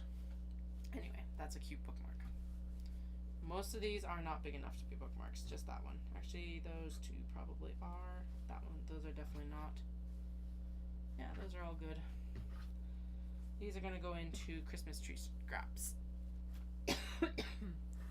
Excuse me. Oh my goodness. Okay. So I scooted that down a little bit. Right? Yep. Okay. Those need, they're the only ones that need cuts from here. They need a black base, and then these need to be shear cut in half. Okay. I always forget how many steps there are in katas until I'm, like, in the thick of cutting them.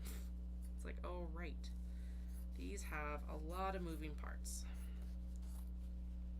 And then the other moving part is once you actually start assembling them. So I was trying to figure out over the summer, like, why does it take so long to put Kato together? Because they take a while. They probably are, even with how efficient I do tend to get with them, I'd estimate they're at least an hour and a half to 2 hours worth of work between the cutting and like the adhering of the interfacing, all of that. And I get that. That's fine. The adhering of the interfacing, all of that. Don't worry about the selvage there. That's going to be actually sewn into the drawstring. But then I had that like aha moment of like, wait, they take so long because I'm basically sewing 2 bags. So I'm sewing an interior bag and an exterior bag, and then I'm smashing them together. And I'm like, oh, because here's the thing, pockets always take time, and that's fine. That's obviously sorted into the price that I charge for them and all of that. But it's just like when I'm in like production mode, it's like, why does this take so long? And I had that aha moment over the summer. Sometimes those aha moments are good. Sometimes it's better to live in ignorance. I still don't know if that was a good one or a bad one to figure out. Probably a good one. Maybe. We'll go with a good one for now. Alright. So the weird thing with this is that I'm not actually making these for any specific show. So I do have some shows coming up. I am in the Cochrane Made Here Market, November 18th and 19th, down at the Cochrane Lions Center. This is in Cochrane, Alberta, not Ontario, Alberta. Apparently there's going to be 50 other vendors there. It was free to get into when I went into in October. I don't know if it is free for November, but I will double check on that and update you. And then I do have a couple pop-up events actually at Coldwell Realty. They are just currently under renovations, and then I'll be there in December. So these are, my next like fiber event is in January. So these are probably mostly going to that. I am currently actually washing the fabrics from May, finally. Although that was a comedy of errors as well, because right in the middle of me washing those, Cochrane went into a state of local emergency because they're doing actual wastewater improvements, and the company that was digging it up to begin these improvements hit the water and the wastewater line, drained the reservoirs that we have, and put us into a state of local emergency. Awesome. That was sarcasm, in case that didn't come across. It's like awesome in sarcasm. But anyway, so yeah, I was in the middle of washing those. Right now I am washing all our clothes. So I'm gonna finish washing our clothes, and then I'll go back to washing the rest of my fabric. I think I have like 3 loads left. So I was actually just over halfway. Although apparently it did freak Dallas out yesterday because it's all sitting in a laundry basket upstairs, just outside one of our upstairs washrooms. And he said he came out and he's like, it wasn't the size of anyone that's currently in this house. And it scared him. I don't really regret this. I think it's hilarious. It would be freaky to see though. Okay, I'm just squaring this up a little bit so that it's square. That's all I'm doing.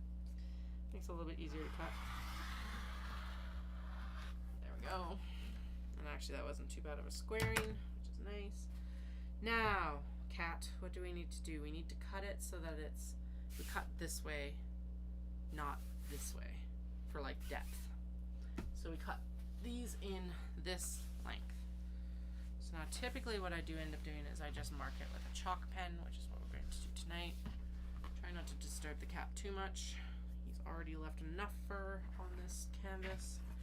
I will go through and actually I should grab a lint roller before I do the, what are we doing next? The fusible interfacing. So maybe I'll do that actually. Where is a lint roller?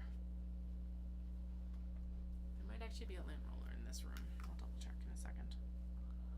Okay, so we cut it this way because then I get more cuts this direction than I do if I do depth this way and width this way. This is what I consider width, because that's going to be the width of the bag.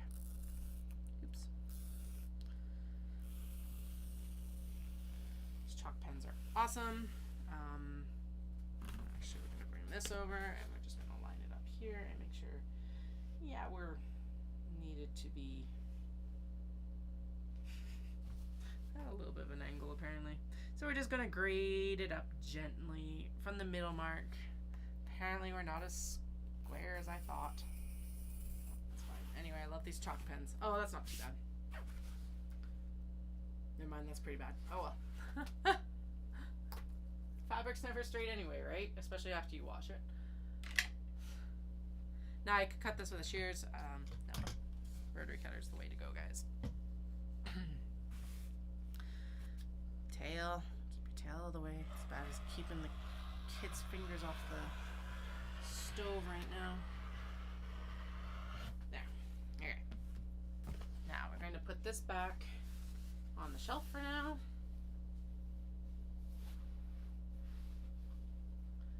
I just realized after we cut interfacing, we actually do need to go through and cut all of the linings. Okay, where is my lint roller? Okay, I think there's a suitcase behind that has had stock in it. It might be in here.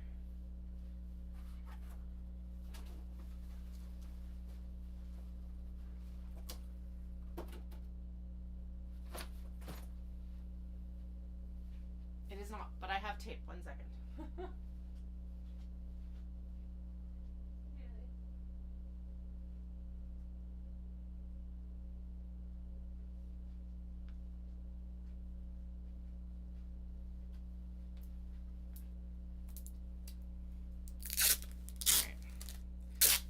Cheap tape though, because rather than the packing tape, this stuff doesn't stick envelopes very well. Alright, here we go.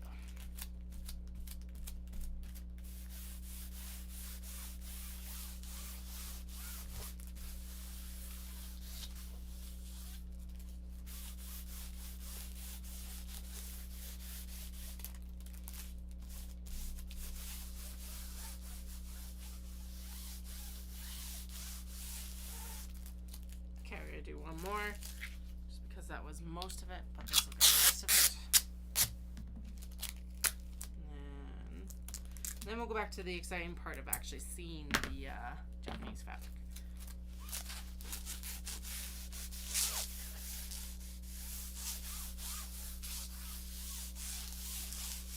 I just realized, I'm like, why am I cutting canvas when it's like, when I need interfacing? Ooh. And then this will get the cutting dust off. Although that is easier to get off than cat fur. There we go. Okay. And I just realized it's because the canvas was already out, so that's why we're cutting this right now. That's why. That's what we're gonna go with. Alrighty. So there is. We're gonna actually chalk mark this time. It's not something I always do, but to be more efficient with our fabric, let's do it tonight. Also, that chalk pen sound is one of the most satisfying sounds. It's like as satisfying as cutting with like shears that have just been sharpened. So we're gonna lean in, and I'm gonna go quiet, and you'll get some chalk pen ASMR while I just draw these lines.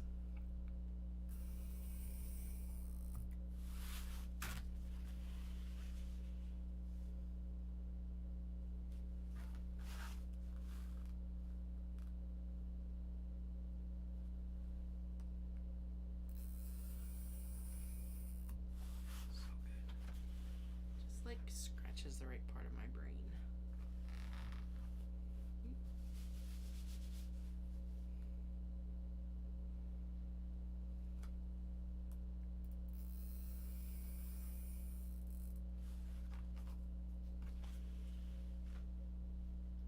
Okay, sweet. And then the fold actually does also become a cut, but later on.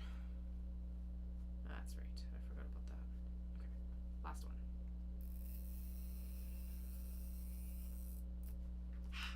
All right. No. Oh, the pen or the cap or something dropped. just going to cut along with the rotary cutter. Is this too many cuts for the amount that I committed with the black? Yes, but that's fine because they'll just go into the kato bin that's underneath the table right now, and I'll use them for other kato bags in the future. So it's really, I'm just saving future Katie some time while I'm already doing this. I may as well be cutting it. Now, should I have doubled my cuts and actually matched this up? Yes, I should have. But I forgot that that was part of it, is that like you end up with one at the end, like a spare basically. But that's fine. It'll still just go in the bin. Okay, so we needed 2 more that were for sure black. And now we've got 3 to go in the bin for later, so I don't have to worry about cutting them. Works out spectacular. And actually 3.5 basically. Okay. Need a quick drink.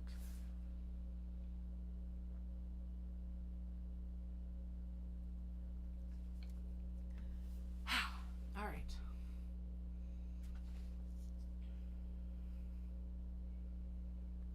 Okay, my watch didn't actually send me the email that I saw come up on my phone.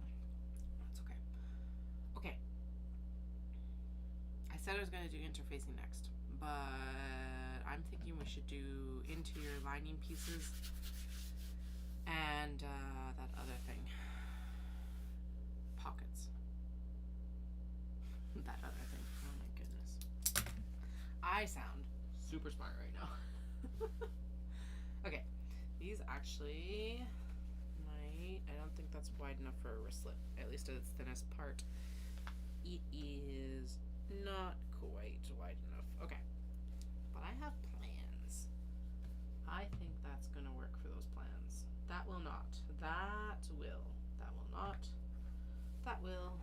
That won't. This will. Okay. Those are going to go to my friend, and these are going to go over there into the kind of a scrap pile. So what did I say? Yeah, let's do the lining pieces, and then we'll do the interfacing. Because realistically, it doesn't matter. It's all going to get cut. All right. So what we're going to do is we're going to split this up into its. I'm going to go grab some clips.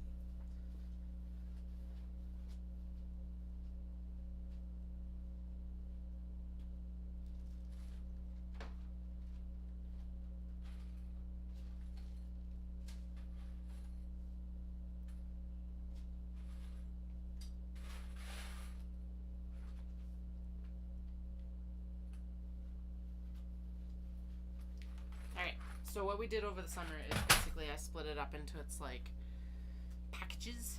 I really want a chair at this point. 1 second. I'll grab my lining fabric while I'm over here. We're gonna need white. We're gonna need beige. And we're gonna need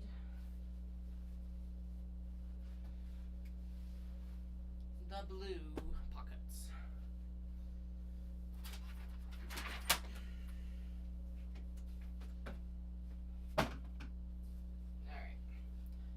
Grabbing a chair for myself,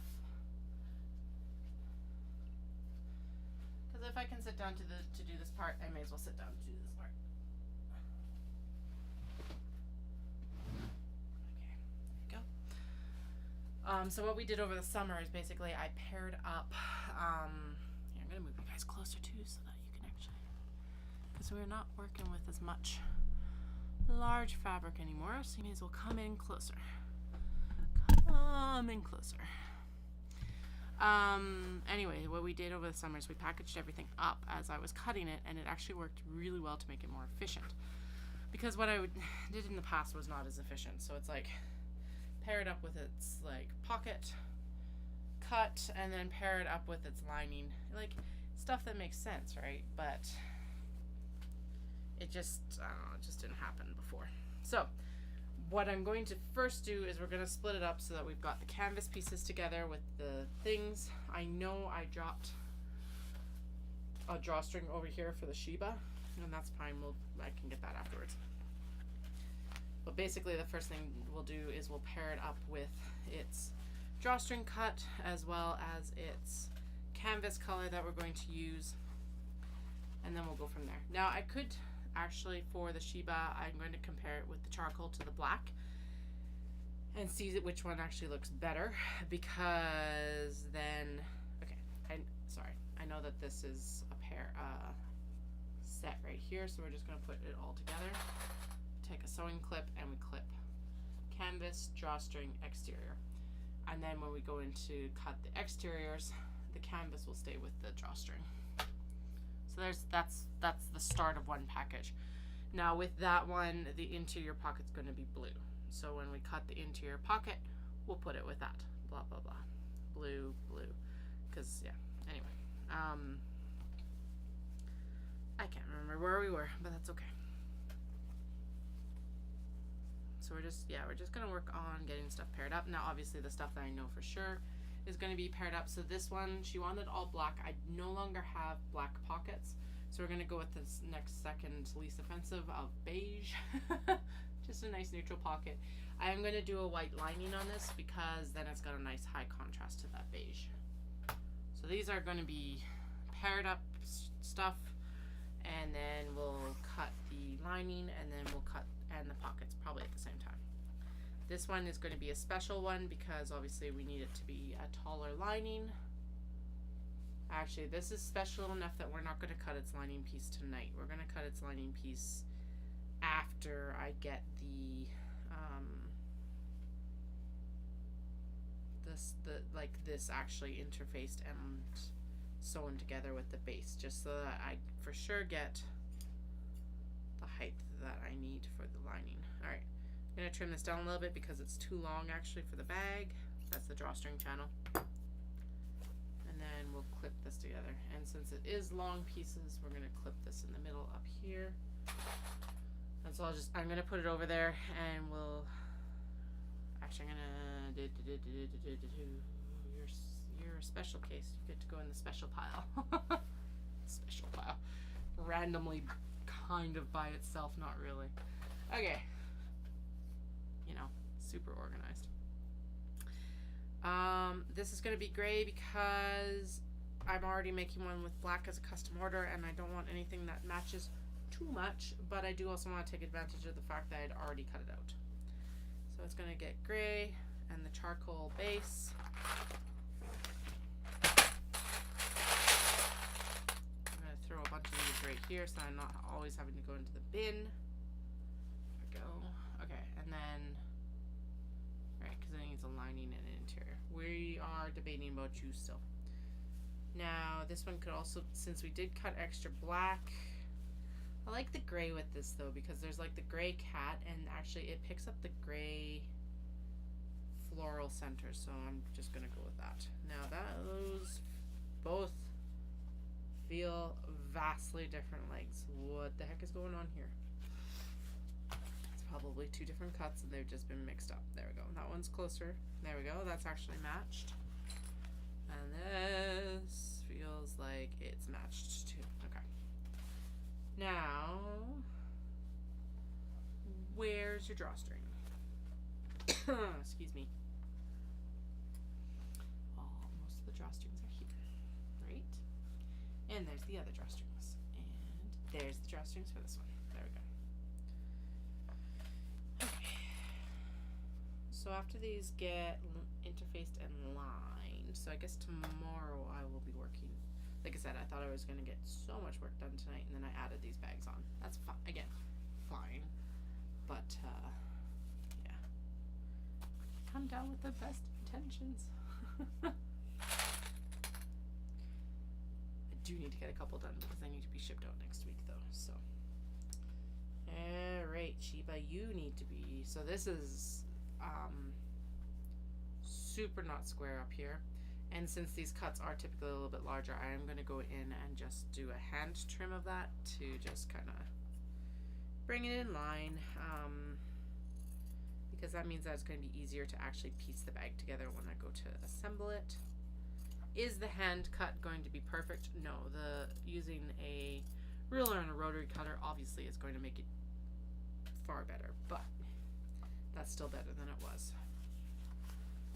Alright. So there's the canvas we're going to use for it. This is the one that the drawstring, I saw it and heard it drop over the edge. I don't need the drawstring for cutting the lining and the interfacing, so that's fine. I'll just clip it to it when I stand up next, basically. Right, we're comparing use, I don't know yet. The more cats will need a drawstring as well as pockets. Typically I try to complement the pockets to the drawstring and the drawstring to like the exterior in particular. In this case, I actually have a batik that I'll probably use because it's got a pink tone to it and it'll look really nice with that. Or yeah, I'll probably use the pink batik actually. All right, Sonata Kun on paper airplanes, or Cats on paper airplanes, is going to get the charcoal base, and that's just tall. I don't know what's going on here, but we'll trim that up. I don't need to trim all the way across, just that edge. And then this, and then this, and that's two large different sizes again. So, my husband and I are currently training for the Dopey Challenge down at Disney World, and I just ran 20 miles on Monday, which is absolutely insane. My husband is the runner. He likes to run a lot. He likes to be in competition with himself. I like running. I do not like running this much. I am not a fast runner. So if I was faster, this wouldn't be so bad, to be honest. But like, I'm really, this year is the first year that I've actually felt like myself since my daughter was born. And that's partly because we did go through and we had our kids extremely close together. We had them 11 months apart. Obviously not knowing what recovery kind of from postpartum was like and everything like that. So the good part of this is exactly what I argued of, we do it once basically. But it does mean that like I haven't been as active as I normally have been over the past few years, and I'm nowhere near as fast as I was pre-pregnancy, and that is fine. But running 20 miles took me basically all day Monday, from like when I dropped my kids off at care, thank goodness they were at care, to I had enough time to come upstairs. That one's also going to need a complementing drawstring. Anyway, from the time I dropped them off and got home, I had enough time to run, have a shower, and I think I had a half-hour nap. And again, this would be easier if I wasn't like, if I was back to where I was before kids. But oh my goodness, I have also been dealing with plantar fasciitis, and actually it wasn't bad. I even ran in my new shoes, which it's like, they haven't been broken in. They definitely haven't been broken in for, well, they hadn't been broken in for 20 miles. They better be broken in now. They gave me a blister, but I don't know if you could avoid getting a blister after running that far. I don't know. And it's already healed. But yeah, like I did good aftercare afterwards, which was nice. But I didn't have a lot of foot stiffness the next day, which for having run 20 miles, I was impressed. And I wasn't actually even hobbling around that badly on Monday after the run, which was awesome. Now, I did only do like I did just under 19 miles on the treadmill. I think I did like 18.8. Yeah, 18.8. I had 1.2 left. And then I was like, nope. And I got off the treadmill and I went and walked it outside. Because I'm like, if I don't walk this outside, I am not finishing. I'm so bored. So that, I think that's gonna be one improvement over like running at Disney. Obviously there's gonna be a lot of people cheering for you, which is going to be a vast improvement. And I think like it's just gonna be a better motivator. Blah blah blah. Races usually motivate me more. I like the charcoal better. I'm gonna do the charcoal. I'm gonna stick with the original plan. And I also won't get bored as easily. But yeah. So anyway, I ran 20 miles on a treadmill on Monday, or damn close. Close enough to say that I did.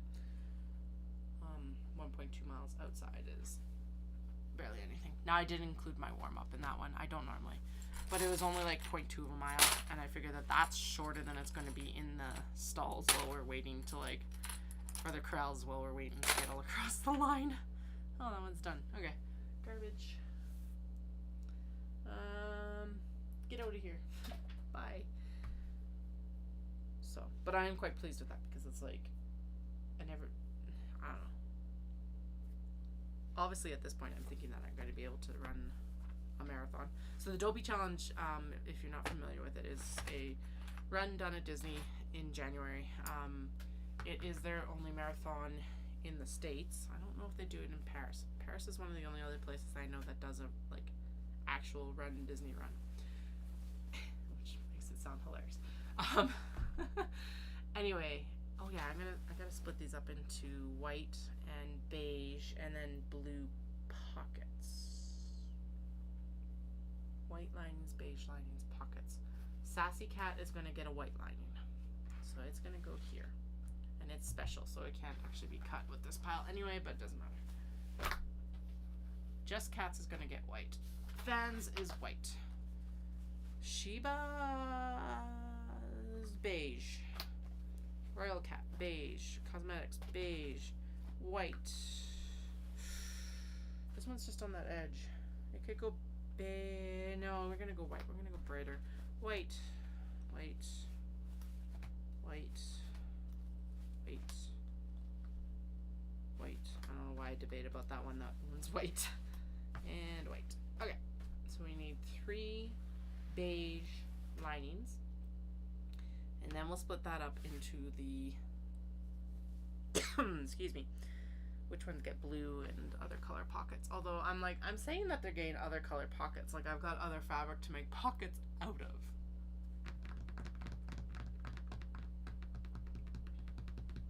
Don't even have that much blue fabric to make pockets out of. Damn it. Well, we'll just do inverse. We'll just do inverse. Whatever. We'll do inverse of this, you know. So if it's a beige and it doesn't get a white pocket or a blue pocket, it'll get a white pocket. That's still a really high contrast, so that works. Okay. This is what I mean. I need to make my order of supplies. Oh well. We'll make it work. We'll work with what we have. I was gonna say more about the run. So anyway, so if you don't know what the Dopey Run is, it's Walt Disney World. They host a run in January. They host a lot of runs, but this one's in January. It's the only marathon that they host throughout the year. And the Dopey Challenge, you have to be dopey to do it because it's the 5, the 10, the half, and the full. In 4 days. I don't know what we're doing. Yeah, like I said, you have to be dopey to do it. They also, so you can just run those distances by themselves. And at this point, I am confident in my ability to at least go attempt and very likely finish the marathon. And I'm not done my training yet, so I still got training to do, which is it's only gonna help. I am, however, nervous about my ability to finish a marathon after 3 days of running already. Quite long, and quite a long distance the day before, obviously with the half, because until October I had never run an official half. So just within this last month I ran my first official half. So to say that I am a little bit nervous about it, maybe might be a bit of an understatement. It'll be fine. Here's the thing I'm going into it is I just want to finish. That is the whole mentality I'm going into it. I will try my best, but I am not going to be fast, and I already know this. And actually, the Disney Marathon does have a very generous time. I think it's something like 7 hours. I'm aiming for like 6.5, because I don't want to be running all day. Granted, you start ridiculously early, so it's not like you're going to be running all day anyway. I think it starts at like 5. So that means that even us who are going to be like, Dallas would probably be able to finish it faster, but we're going to run together. Anyway, if we start at 5, and even if we're like 7 hours, we're going to be done by noon, which will be good because it's Florida. And even in January, I'm sure it's going to be, it's definitely going to be warmer than here. And it's very likely to be much more humid than here. So I don't want to say that I'm hoping for rain. I am hoping for mild conditions. Let's put it that way. Alright, while I'm thinking about this, I am going to cut this fabric in half as well because it's got to be stitched at the bottom. And we actually have to wedge it before we sew it.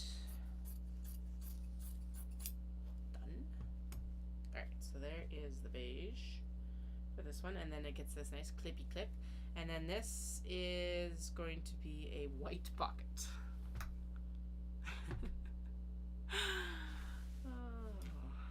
Show pushes mess you up for supplies. Oh well, they'll still look good. They'll still be pockets. Anyway, so yeah, so I don't know. I'm getting excited in some ways because they're doing what they call their wine and dine right now, which goes up to a half marathon. But apparently they make like a beer for every single run that they have, which is awesome. And if you go to the expo for the actual event, which is of course vendors and a bunch of different stuff, they'll sell you like a cup that'll give you a discount off the beer, which who doesn't want cheaper beer, especially after a run. And it's sparkly, which I am super excited for because sparkles in a beer cup will be amazing. I am excited for that. We'll definitely run for beer. We'll definitely run for food. And so we're going to be going down for a couple weeks basically, or 10 days or something like that, I think. I think it's 10 days. We're going to go straight into basically the 5K. Okay, that is for future bags. Dun, dun, dun. What is it, 5K? And then we'll have we're just staying at a resort. We stay on property. We own DVC down there. So we'll go do like the hot tub and just chill with the kids, and like the resort's a really nice one to hang out around. Probably go down to Disney Springs. We'll go check out the expo, obviously. So it's still going to be busy. And then 10K, and then the half. And then after the full marathon, Dallas's parents are actually coming down. They've been with us before, so it's not a first trip, which is nice. But they'll come down after the marathon, and then we're going to have a rest day on the Sunday, or the Monday after the event, which someone was saying watch out for Middle Monday. Because apparently all the people who have run the races are like in Magic Kingdom doing their photos around the park and everything. So I'm really glad we're just going to stay in the resort and chill, basically. Go spend time at the pool and recover, because I don't know what my foot's going to do after this. We don't know what our bodies are going to do after this, because it's like neither of us have done this distance or this intensity. So at least we've both done halves now, and I wasn't too bad after the half. And 20 miles is actually quite a bit, it's another half of a half. The thing about that is that then I guess it's over a half of a half. And then it's the marathon is still another 6K. So that's what I was trying to measure is it's do I feel like I would be able to run another 10 kilometers after what I did the other day? And I think with race motivation I'm going to be fine. I'm just super hesitant right now. Okay, we need to do 3 cuts of the white fabric. 3 cuts, and then we need to cut these. Oh no, right, we're not cutting the lining for the wisteria cats because we're going to do that once we actually get it sewn together and I know exactly the length I need. That's right. Okay, there we go. So yeah, but we do round robin gift exchange with Dallas's family for Christmas, and so my sister-in-law got me, and I'm like, I know it's kind of lame, but all I want for Christmas is Disney gift cards, because we're going down so soon afterwards. I'm like, I just want to buy stuff at Disney. Please. I'll try to think of a couple other little things, but Disney gift cards are the top of the list right now. Primo Christmas gifts. Don't want anything. Oh, no, that's a lie. I'm gonna get Dallas to, well, okay, the top thing on my wish list is a backpack, actually, a new backpack. Caroline and I saw them when we were in Japan, actually, and they're a Japanese brand, and they're really nice. And I do really like my backpack right now, but this one actually has a little bit more structure, and it's also got one of the best things you could have while traveling in Japan, and in the strap on the front, it's actually got a little card pocket, so it's card access right on the front for credit card or transit pass or whatever. And so that's just gonna be chef's kiss sort of thing. I usually carry a purse and a backpack while I'm there, but I'm thinking if it has that kind of access with the card, I'm only going to need to carry the backpack. Because realistically, how often do you need to go in and out of your purse for like a wallet or something these days? Especially if you can do that, and then like I'll carry my phone in my, well, I guess, I just bought new jeans, but I made the mistake of buying women's jeans.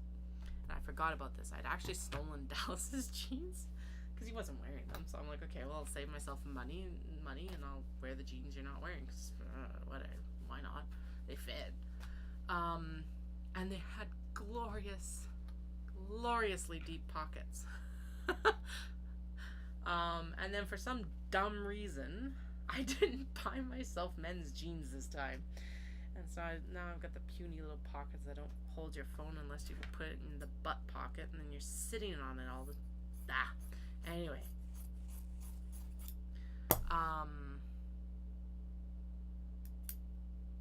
Yeah, I'll have to figure out where to put the phone, I guess, because that's going to be like this.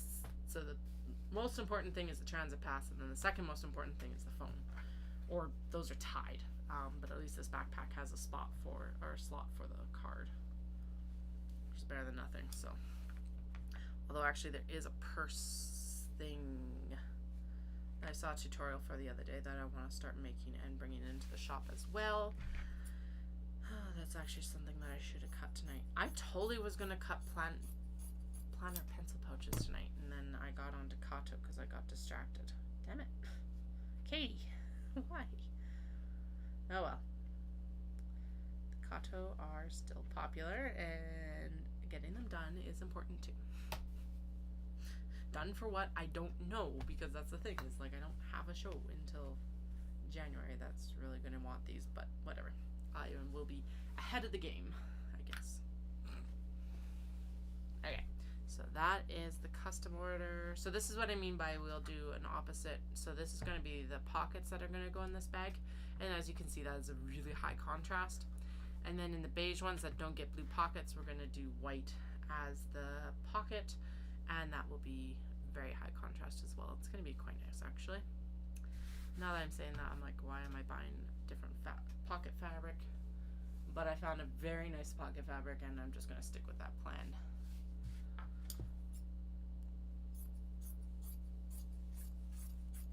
There we go. There's the pockets trimmed as well. So we'll pop them back over here. And then this is the interior. We'll cut it in half as well.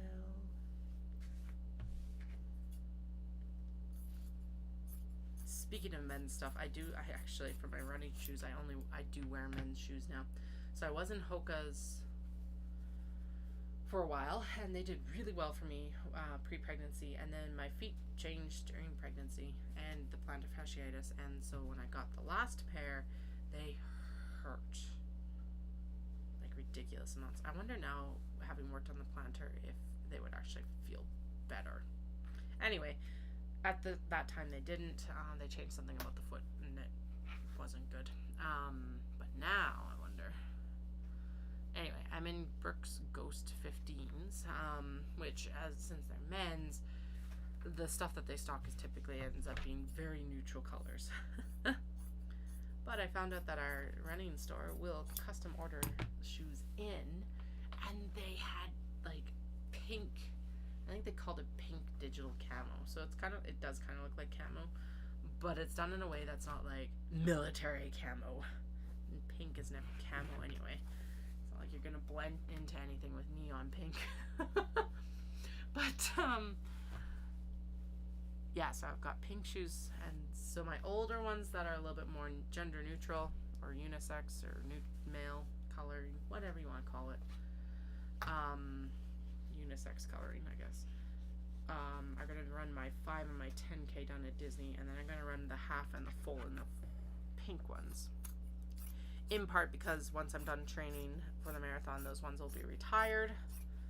They're all going to be retired. I'm going to retire them down to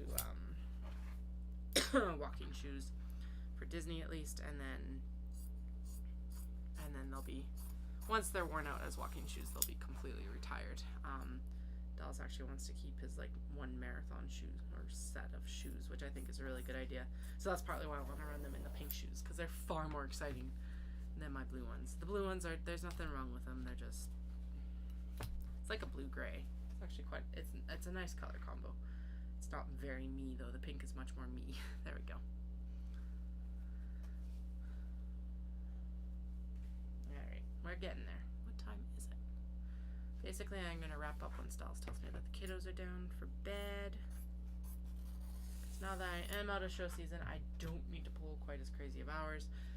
Probably what I will do is we're going to finish up the lining cuts that I'm going to do tonight. And then I'll at least split it up for pockets. And then if I can continue, I'll start cutting pockets. And if I don't, then we'll skedaddle.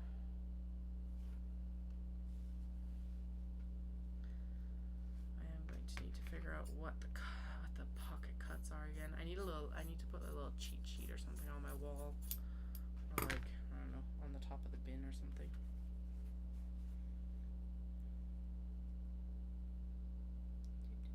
That's probably my watch. Yeah.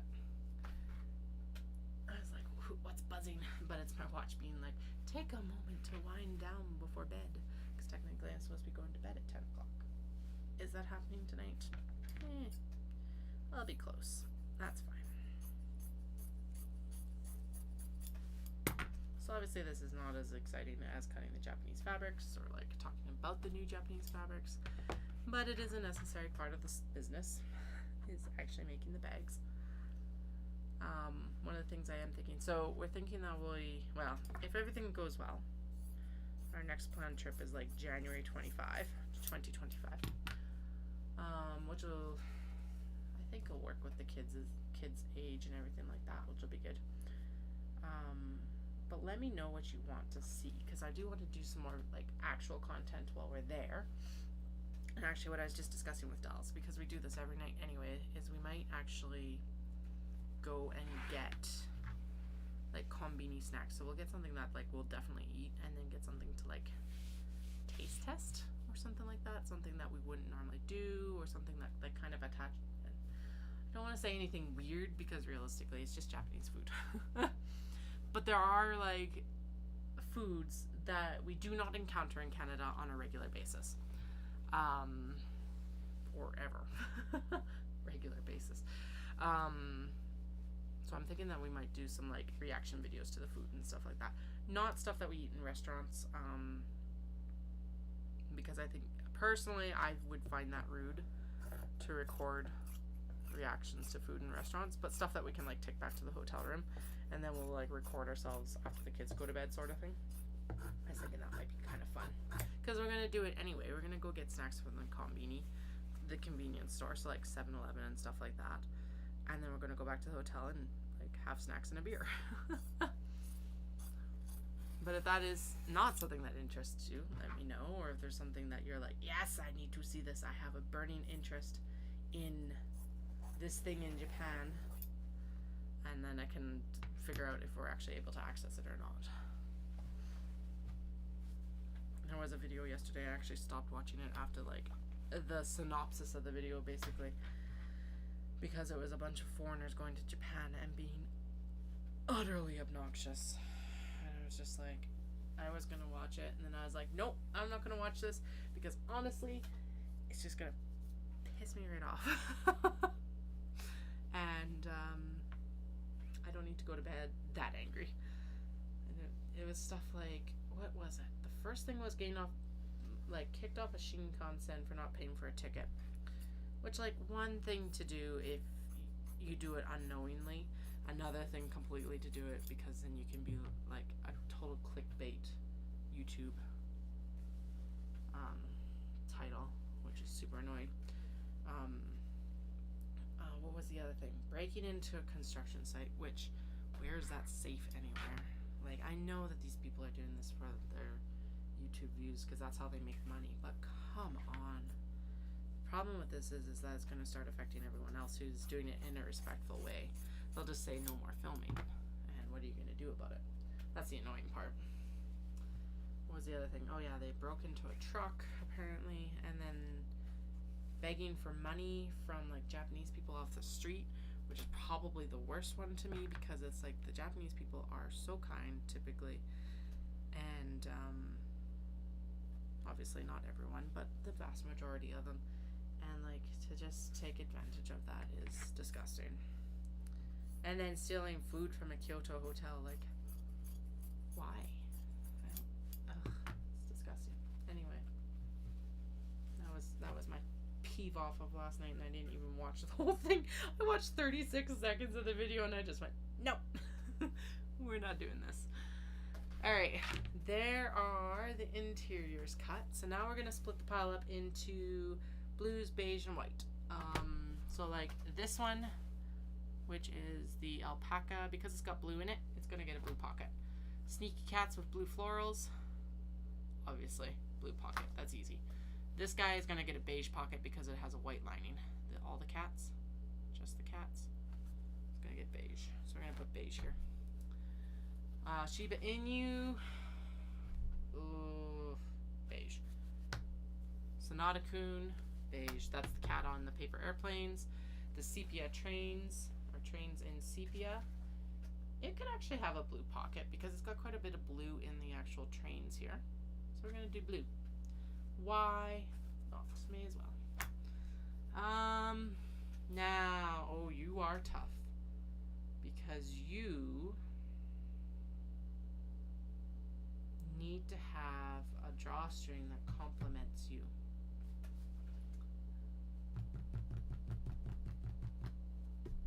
Do you know what, honestly?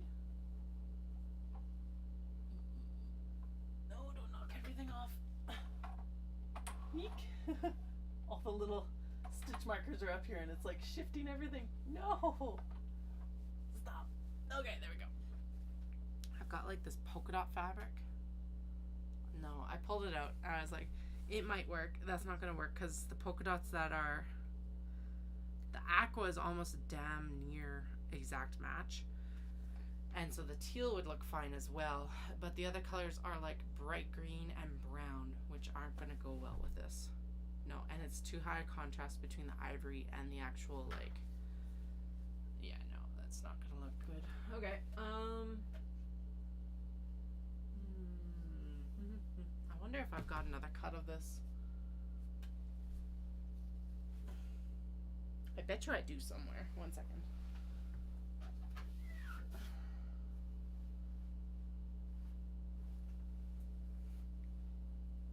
That's a handle. Okay, so there we go. So this was intended to become a, that has an intention. Oh, there we go. We're gonna use the batik. This actually should be a small wedge purse or a manner or something. And this looks like it was intended for pockets. And I think I've got more of this batik, so we'll make the batik pockets to match. 1 second. Let's see here.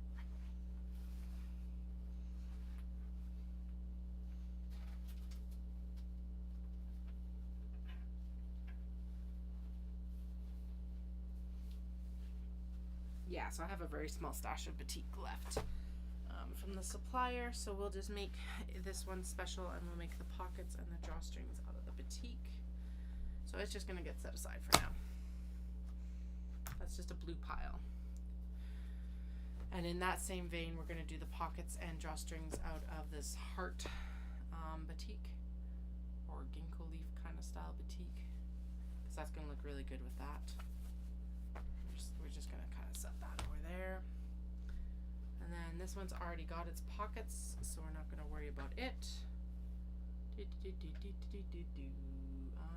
still need interfacing, so we're going to throw you underneath. Ow.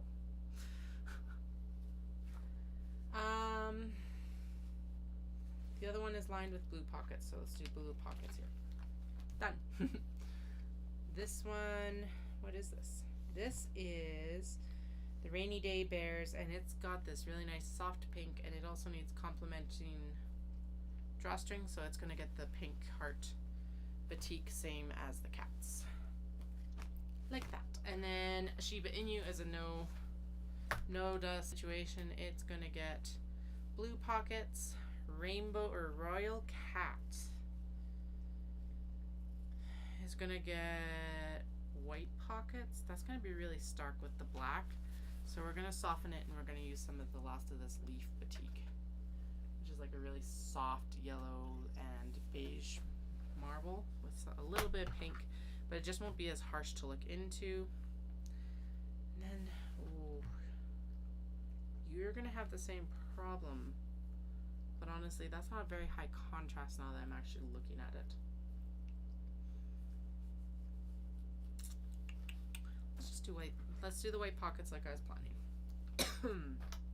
Actually, that's not very many white pockets. I thought there's going to be way more. Alrighty, so we got blue, we've got beige against white. Actually, in that situation, should we use this stuff, the batik? No, let's keep that. Let's keep as much as we can of that for wallets and stuff like that. That's actually what this stuff is intended for. It's a little bit fancier, i.e. it's a little bit more expensive.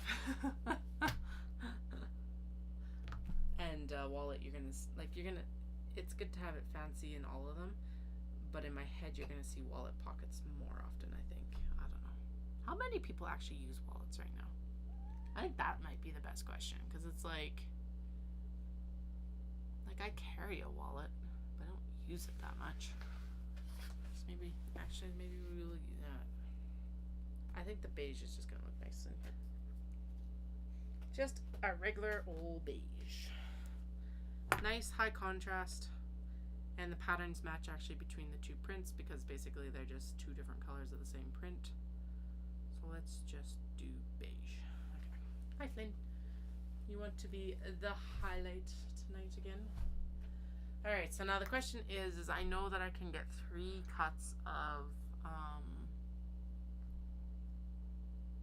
can get 3 cuts, 3 like pockets out of each cut that I make from the regular width. This is wide width, so now I gotta just do my... Hi, your breath stinks. Whew, cat. Okay, so math. We need to math the mathing, and it's not mathing right now because my brain is tired. Actually, I need to look at what the... We're going to expand me here because I need to actually look at the pattern and see what the measurement for the pockets is, and I don't want to show you the pattern on my screen. Okay. We need none of those. Finder, come here. Okay, let's see, where did it go? We need Kato. Right there. Okay.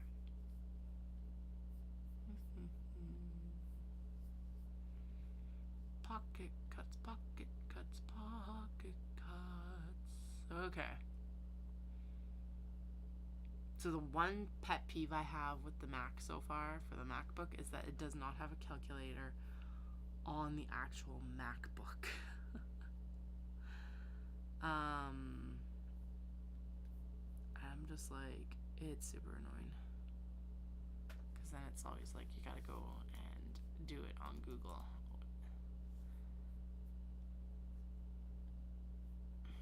Okay. So it's that, or this divided by that. Both of those are terrible answers.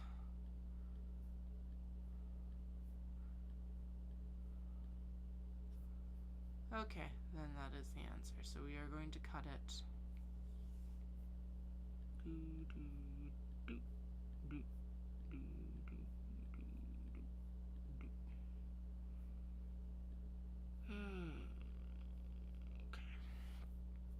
Shrink this back down. So we're going to cut it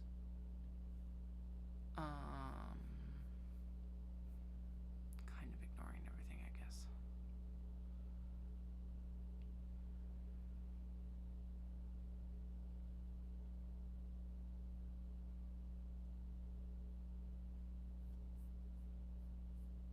Okay, I gotta look at this one more time. Block the measurements.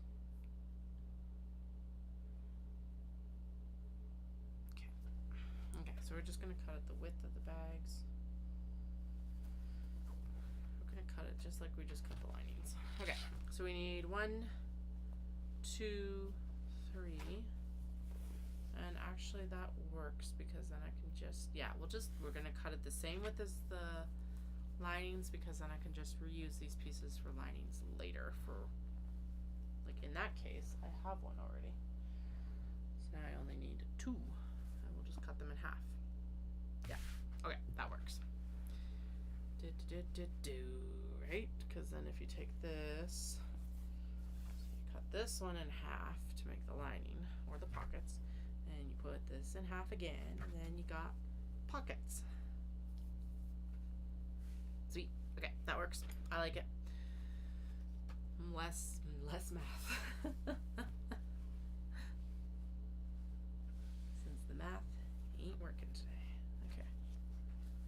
Do and do. Actually, what am I doing? Herder. Just do it across like this. So tonight is an exception this week. I actually have stuff to work on that I will be filming, but I won't be putting on live. I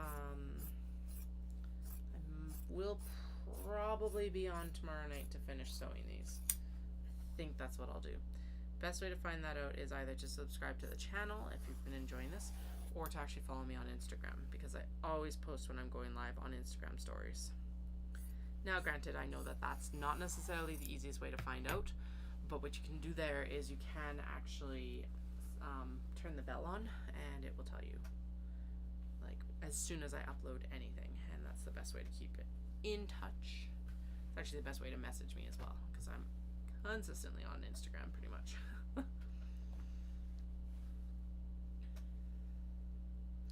Instagram or TikTok, but I don't like TikTok as much. I don't know. I like consuming my TikToks in a like condensed, summarized fashion on Instagram. It's kind of like watching the AFV of TikTok. Oh man, I guess for some people, AFV doesn't even air anymore, does it? Like America's Funniest Videos? I think they actually have a TikTok. Yeah, I think they do. Okay, I think I actually have, it looks like I probably have some pockets here already. I know I was using this 4-pocket fabric for a lot of stuff last summer, so I'm pretty sure I've already got pockets cut from it. And then we'll see what we need to do to make drawstring channels, because these are definitely too large. So I bet you if I do this right, we can get 2 drawstring channels from these 2 here. Nope, there's a proper size pocket. Damn it. Why can't you all be oversized cuts? Curse you. Okay, well there's 2 pockets at least. 2 pockets. And then what do I have for drawstring? And those are, okay, so we need 4 pockets anyway. So there's 2 more that run the correct direction and are not wide enough, so we will cut the drawstrings from these. There we go. Haha, we figured it out. Okay, so there's the pockets here for this one. Click them together. Hello. You are not, you're uncut. Okay, there we go. And then these will be drawstrings. And then these. Okay, I need 1 more set of pockets. Preferably nothing that's too large, like too tall. Although if it's too tall, then we will cut it. Although these look like they are the correct width. 1 is, and 2 is, and are they too tall? Perhaps, perchance, they are not. They are perfect. Can't get better than that. Alright, now we'll just cut the drawstrings. Okay, so those are good, and then from these we cut the drawstrings. Since they're not wide wide enough anyway, and they're not really wide enough for anything else I make as well. And then what if I just fold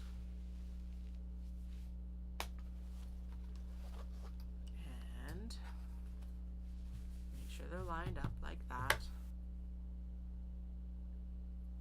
Flippy flippy this way so I don't have to think too hard. There we go.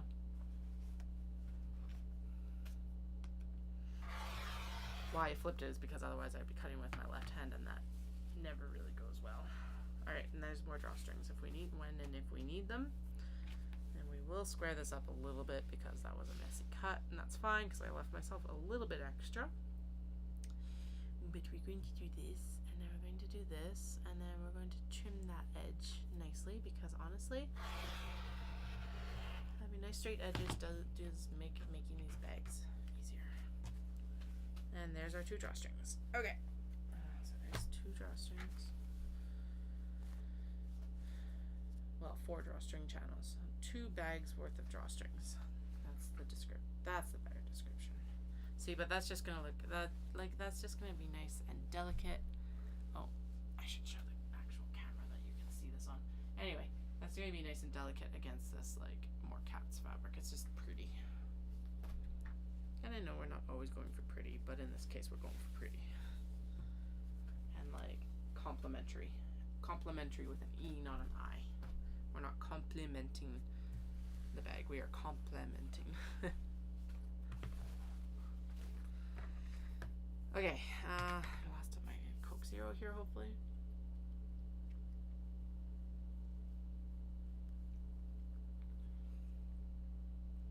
I am not used to talking this much anymore again.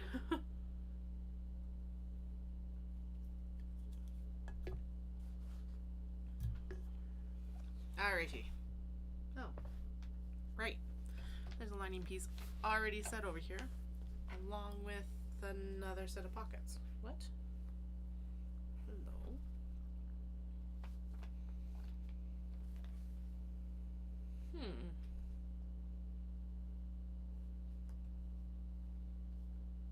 Well, maybe we'll just set up a white one with a beige set of pockets, because why not? Let's just set the fan up with a set of beige pockets, because why not? Or the trains, maybe.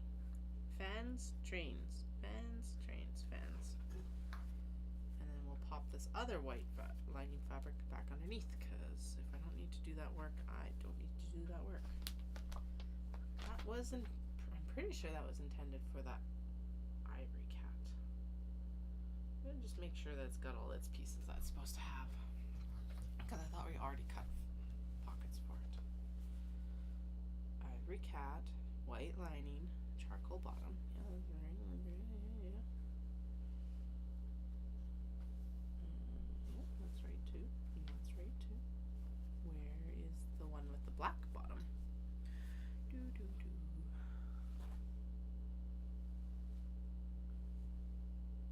Right, it got put in a special spot because it was already set up.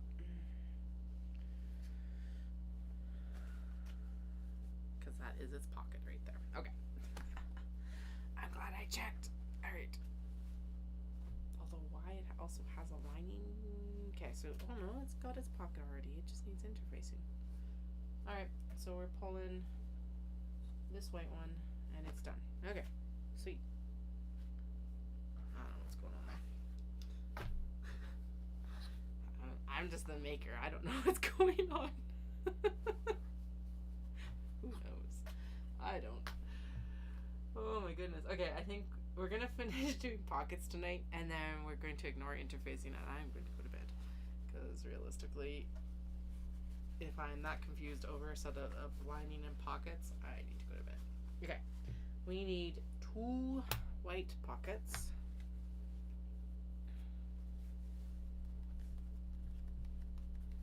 Two white pockets, and we need the blue for the cosmetic cats. And then, okay, so this is white, this is the batik because we needed the complementary for the drawstring. And then we need, okay. Ding ding. That looks like, oh no, okay. I was like, that looks like it could be drawstrings and it's not. Okay, so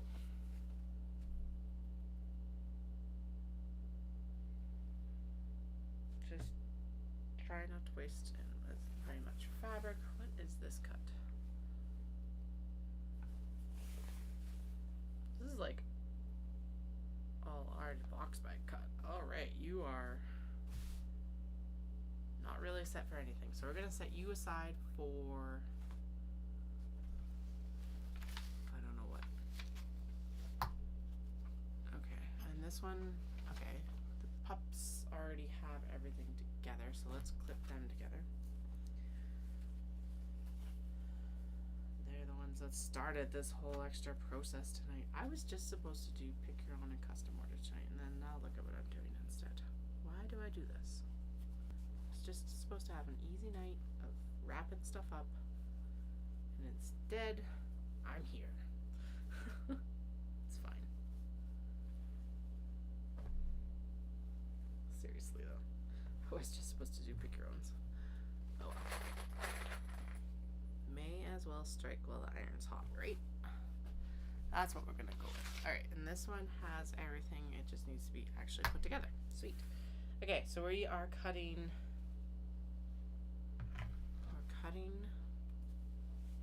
pockets, and we're cutting drawstring channels. And this is that wide of fabric. So we're just gonna cut right along here. Yeah, okay. So we're just gonna do a straight cut across the whole thing, and then we will trim it up for drawstring and pockets, ignoring that this piece just isn't going to do anything for us today. It'll work later. Okay.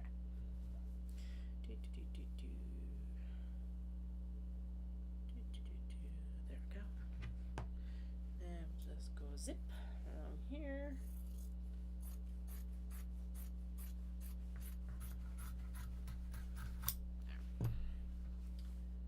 And then I have a feeling that that's going to work the best just to trim it here. And then we're going to do this. And fold it up, and we'll put it back on the shelf for later. This is realistically down to scraps, so I very likely will be using it in like notions pouches and needle stashers, just because it's just easier to deal with there. Okay, now we're gonna cut it this way, because then that's pockets, and then we'll trim down for drawstrings. Alright. Pockets, pockets, pockets, pockets, pockets, pockets, pockets, pockets. And then trim it down for drawstring from here. Okay. There we go. And obviously we need to square up that one side, which we'll do in a moment. Zoop. There, and there's another piece there that we can use for something else. Whoops. See you. I don't know why I'm folding it up. It doesn't need to be folded up. I can do the math from here. Oh yeah, that's way too wide. Okay. Are you even? You're also not even. Okay, so let's just make a cut from one side. So we'll line up these two edges here, like this, and then we'll do this, and then we'll line it up where we want it to be for the cut.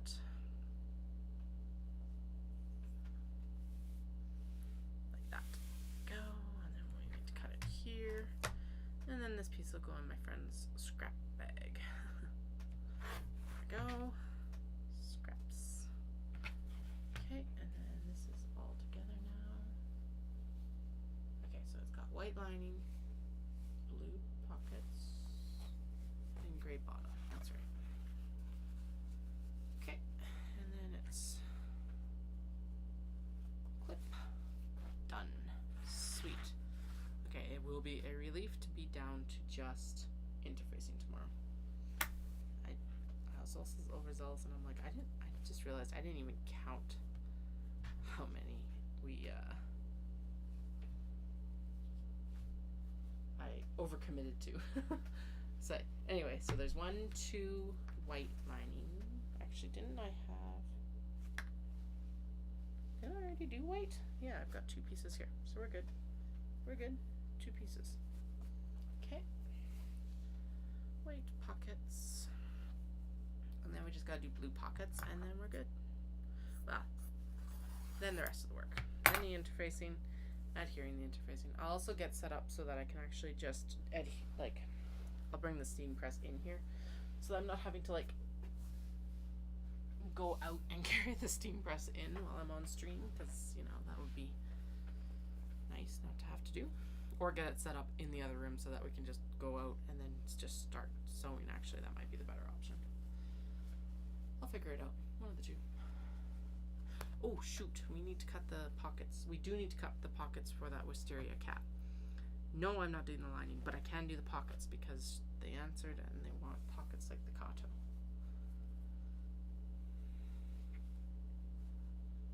Okay, there we go.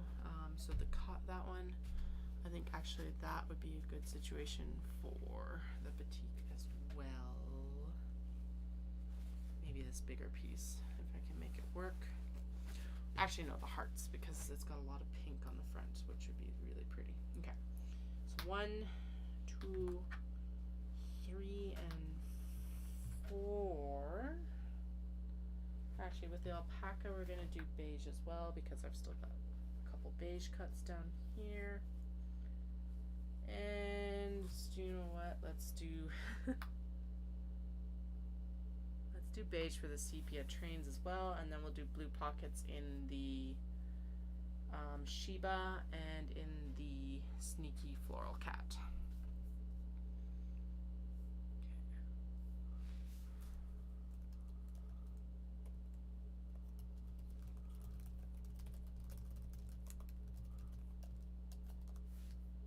Alright, kiddos are down, so I'm gonna wrap up on the pockets and then I'm gonna head upstairs.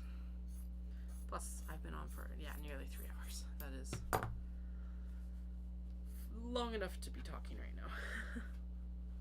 Okay, there we go.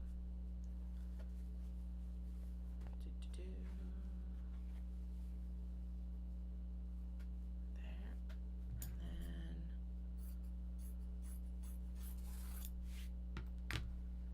then this. Okay, and then we'll do the 2 blue pockets, and then we'll cut the wisteria cat pockets, because we may as well. And then tomorrow we'll do interfacing and everything like that. I don't know if I'll do that on stream or not. I just realized that may or may not happen. I will record it no matter what. I just don't know if it'll happen live or off camera, or off live. On camera, off live, or on camera, live. We do have a dinner tomorrow night, so very likely I'll just record it and put it up later. Alrighty, so we need how do we cut these? We cut these this way, because then I can eke out 3, barely. Because then the little sprays go the right direction as well. Okay. Oh right, it's like 3 cuts per. Yeah, that's right. So I need to do 2 cuts for 2 bags, and then I have a spare set of blue pockets, basically. Excuse me. I promise I'm not sick. We did go get our boosters the other day, though. No bad side effects from the booster, except for extremely sore arms. I can't remember, because we got flu and the COVID booster at the same time. I can't remember which one she put it in, but it's like the last few years the flu shot has been giving me such a massive ache in my shoulder. So I think it was that one probably that did it again this time. But whatever. I'll take that over again. Seriously ill again. Those also got their boosters, so they're set for the year as well. And for flu too, which is good.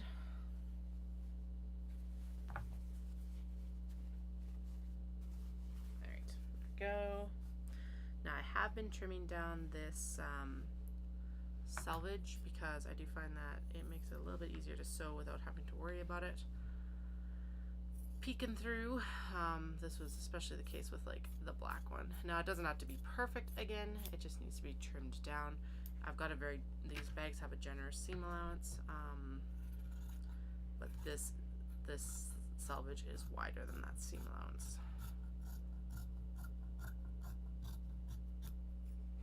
Okay, there we go. Now, does mean a little bit of refolding here just to get it lined up again, or mostly lined up like that. Then what we're gonna do is we're just gonna take the bag and cut it the pockets the same width as the bags that we need them in so that they fit and we're not fussing around with stuff. There we go. Just lay this back on top like this. And then we go snip.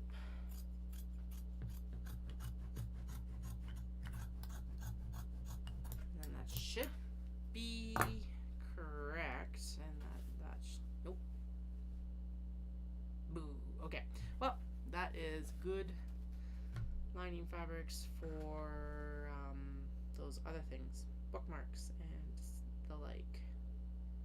Alright, there's one. And there's two. And then we're going to cut the pockets for the wisteria cat, and then we are heading to bed because it is a 10:15 here, and the kids will probably be awake far earlier than I desire. That's always how it goes, right? That's okay.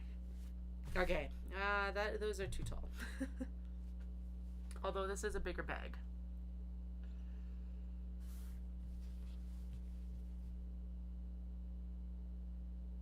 So we're going to say that that's good, and I'm not going to cut anything more. They are too wide, so I'd have to trim them down. But realistically, yeah, they're too tall.